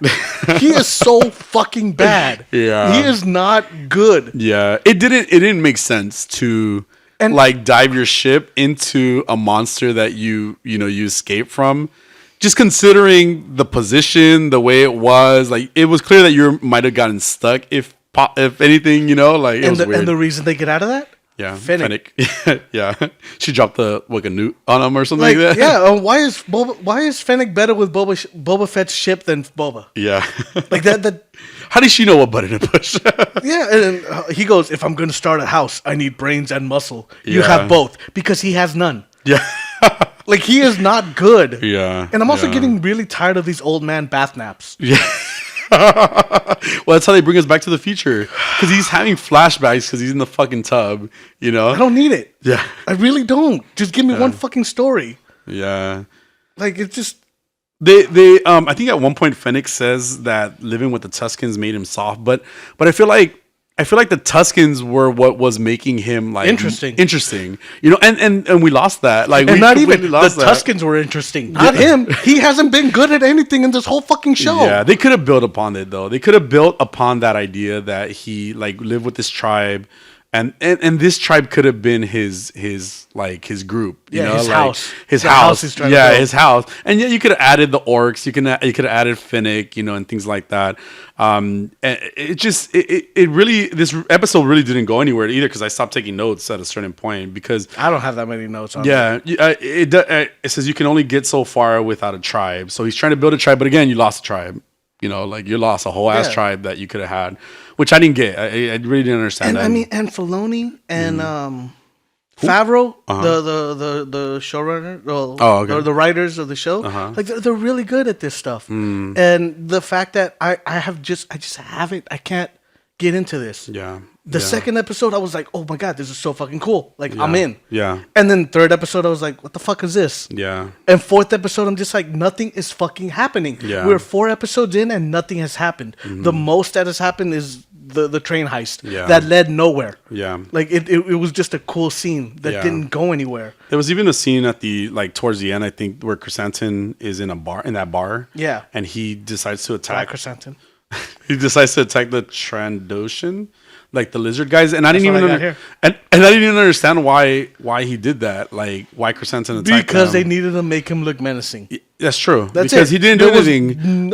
And they also needed the expositional dialogue. Yeah. Where she just comes out of nowhere and starts telling you his whole backstory. Yeah.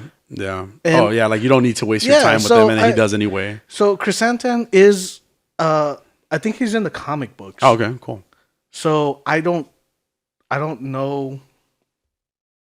I don't know the backstory. Like, I watch mainstream Star Wars stuff because the original 3 movies were great. Yeah.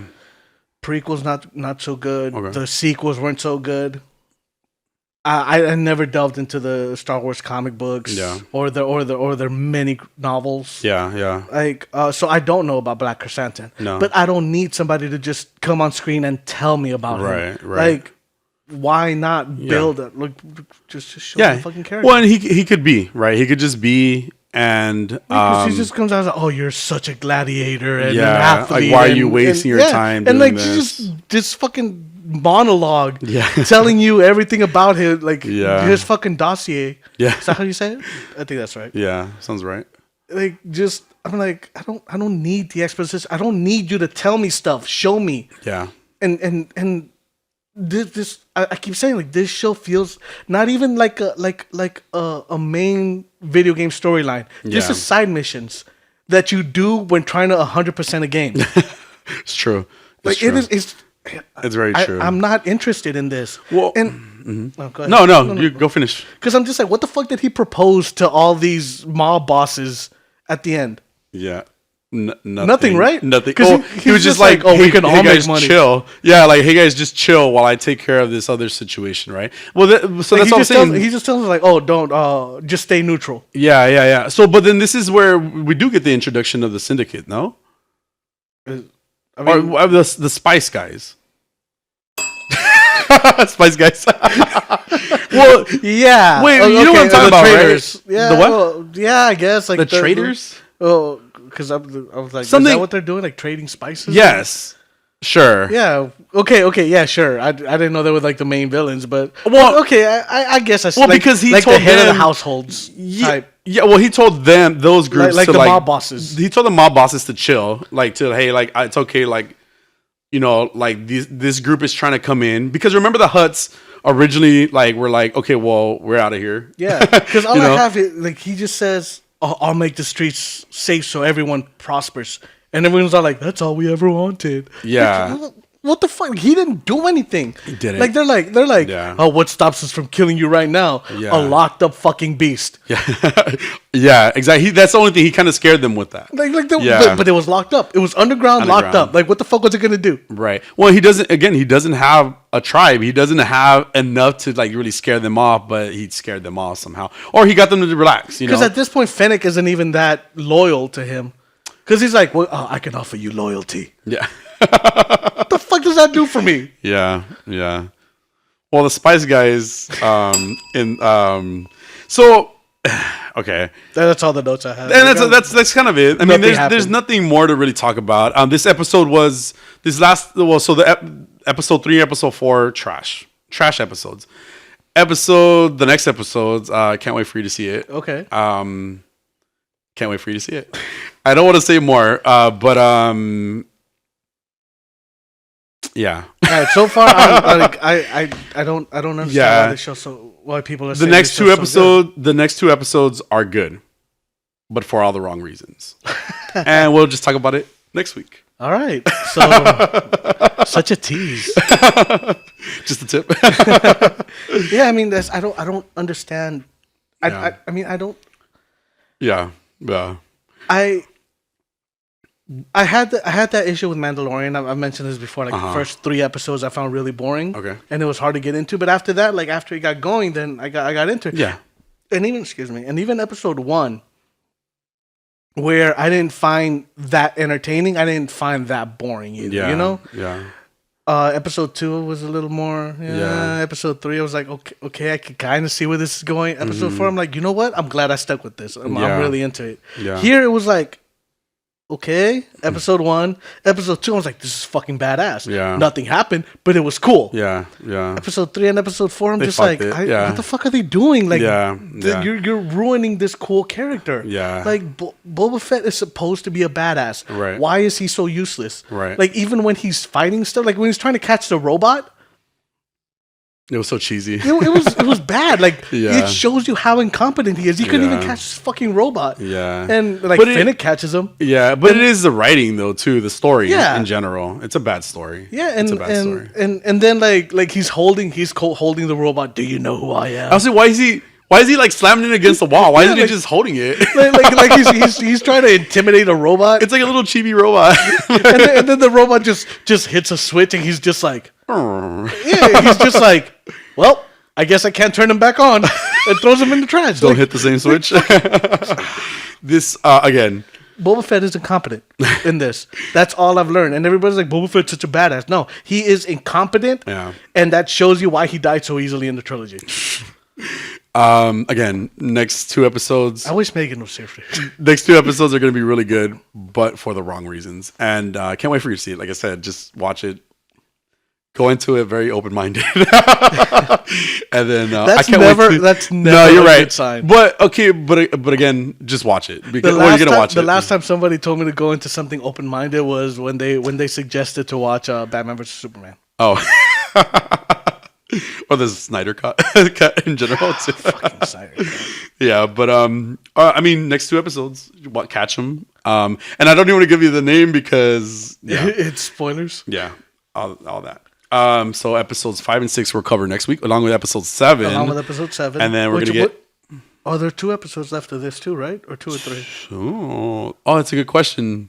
No, I don't know. I don't know how many episodes are. Maybe 2 more. I would say maybe 2 more. Maybe they're just doing 8 because I heard Peacemaker's 8, right? Yeah. Okay, so we'll have one more episode 7 of Peacemaker, and then we'll have episodes 5, 6, 7 of Boba Fett. Yes. Yeah. So cool. You good? All right. Are you okay? No, I'm still mad at Boba Fett. I know you are. How fucking useless he is. But at least Peacemaker's good. So. Yes, Peacemaker's so good. But yeah, I saved the last episode of Peacemaker because I knew I was going to be disappointed in Boba Fett. So yeah. Yeah, I watched all of Peacemaker because I just didn't want to do Boba Fett. I get you. I really didn't. Well, and You're going to enjoy the next 2 episodes. Okay. For all the wrong reasons. I mean, if it's like the train scene, I enjoyed that. Well, you're going to enjoy it the did next nothing. It added nothing to the story. Yeah. All the characters in that are dead. The minute that you see the episode, you're going to crack up. And you're going to know why I said what I said. God damn it, Jaime. Okay. I feel like I'm spoiling it more than I should. So, okay. All right. So to be continued. Yeah. Well, next week, another angry rant probably. Yeah. I just don't. It's okay. It's over. Like he is not good. He's just so fucking incompetent at everything. Like I wanted to like it. Like when he's in the mouth. And he decides to start shooting. And he's just shooting the sand. I'm just like, this shows you how fucking useless he is. Like, he's a clone. Yeah, like he is not good at his fucking job. Like, you're supposed to be a badass, but you've done nothing. He has done nothing clone. In this show. Yeah. The best thing that he's done in this show is beat up a bunch of bikers. And then he shot them, and they're all dead. Yeah, it's yeah. Okay, let's end it because I don't want to spoil it by accident. Yeah. You're okay, buddy. I believe in you. Tune in next week. Yes, for more angry rants. Yes. From Jose. There's a guy named Angry Joe on YouTube. You look like him, kind of. I think about it. I'm just racist, though. Yeah. All right, so no Pokemon today because Jaime did not think it was. He had a long enough time off. Okay, COVID. to do his one little segment. Well, I did talk about Pokemon Legends Arceus in the beginning. That sounds like a really cool game, though. It is a really cool game. I want to try it. You guys should enjoy it because it's really worth it. And yeah, I mean, honestly, you should get a Switch and play that game. It's really worth it. I want to. Like, maybe wait because I don't know if they'll make like a bundle like type of thing. Oh, okay. Maybe, hopefully, somehow. I finally found I told you, I found an Xbox Series X. Oh yeah, for like $800. $800 or $700, and I was like, it's only $100 more. Did you buy it? No. Oh, and then like I went back to see if it was still there, and now it's like $1,000. And I'm like, shit, it's not worth it. Sold it for $1,000. Oh. Yeah. I saw somebody raffle off a light Switch, like the one that I bought. Yeah, they raffled it off on like Instagram. I was like, really? I'm getting a new TV because this one in the corner. I know, random talk in the corner.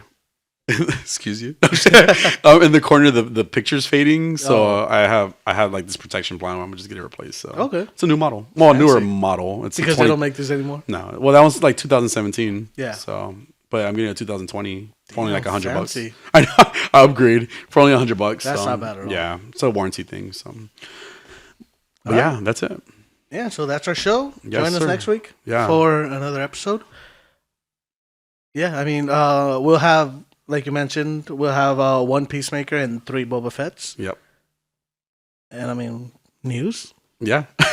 Let's see what's going on. Until we catch up with everything now at this point. Yeah. The COVID really delayed us. Yeah, and then we'll be getting back to Doom Patrol and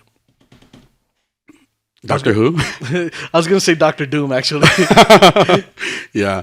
You know, somebody said that Giancarlo Esposito would be a good Dr. Doom. I don't know who it is. Gus from Breaking Bad. Gus from Breaking Bad. The Los Pollos Hermanos. Oh. And I was like, I really like that casting. Yeah. As Dr. Doom? Yeah. Oh, interesting. Like, I'm totally in for that. Cool. Like, he is such a good villain. Yeah, he is. He really is. And like just his demeanor. Yeah. He's also in The Mandalorian, isn't he? I think yes. He was. Yes, he was. It's been a while. All right, this time for real. Anything else to add? I'm good. Thank you. All right. Have a week. Bye.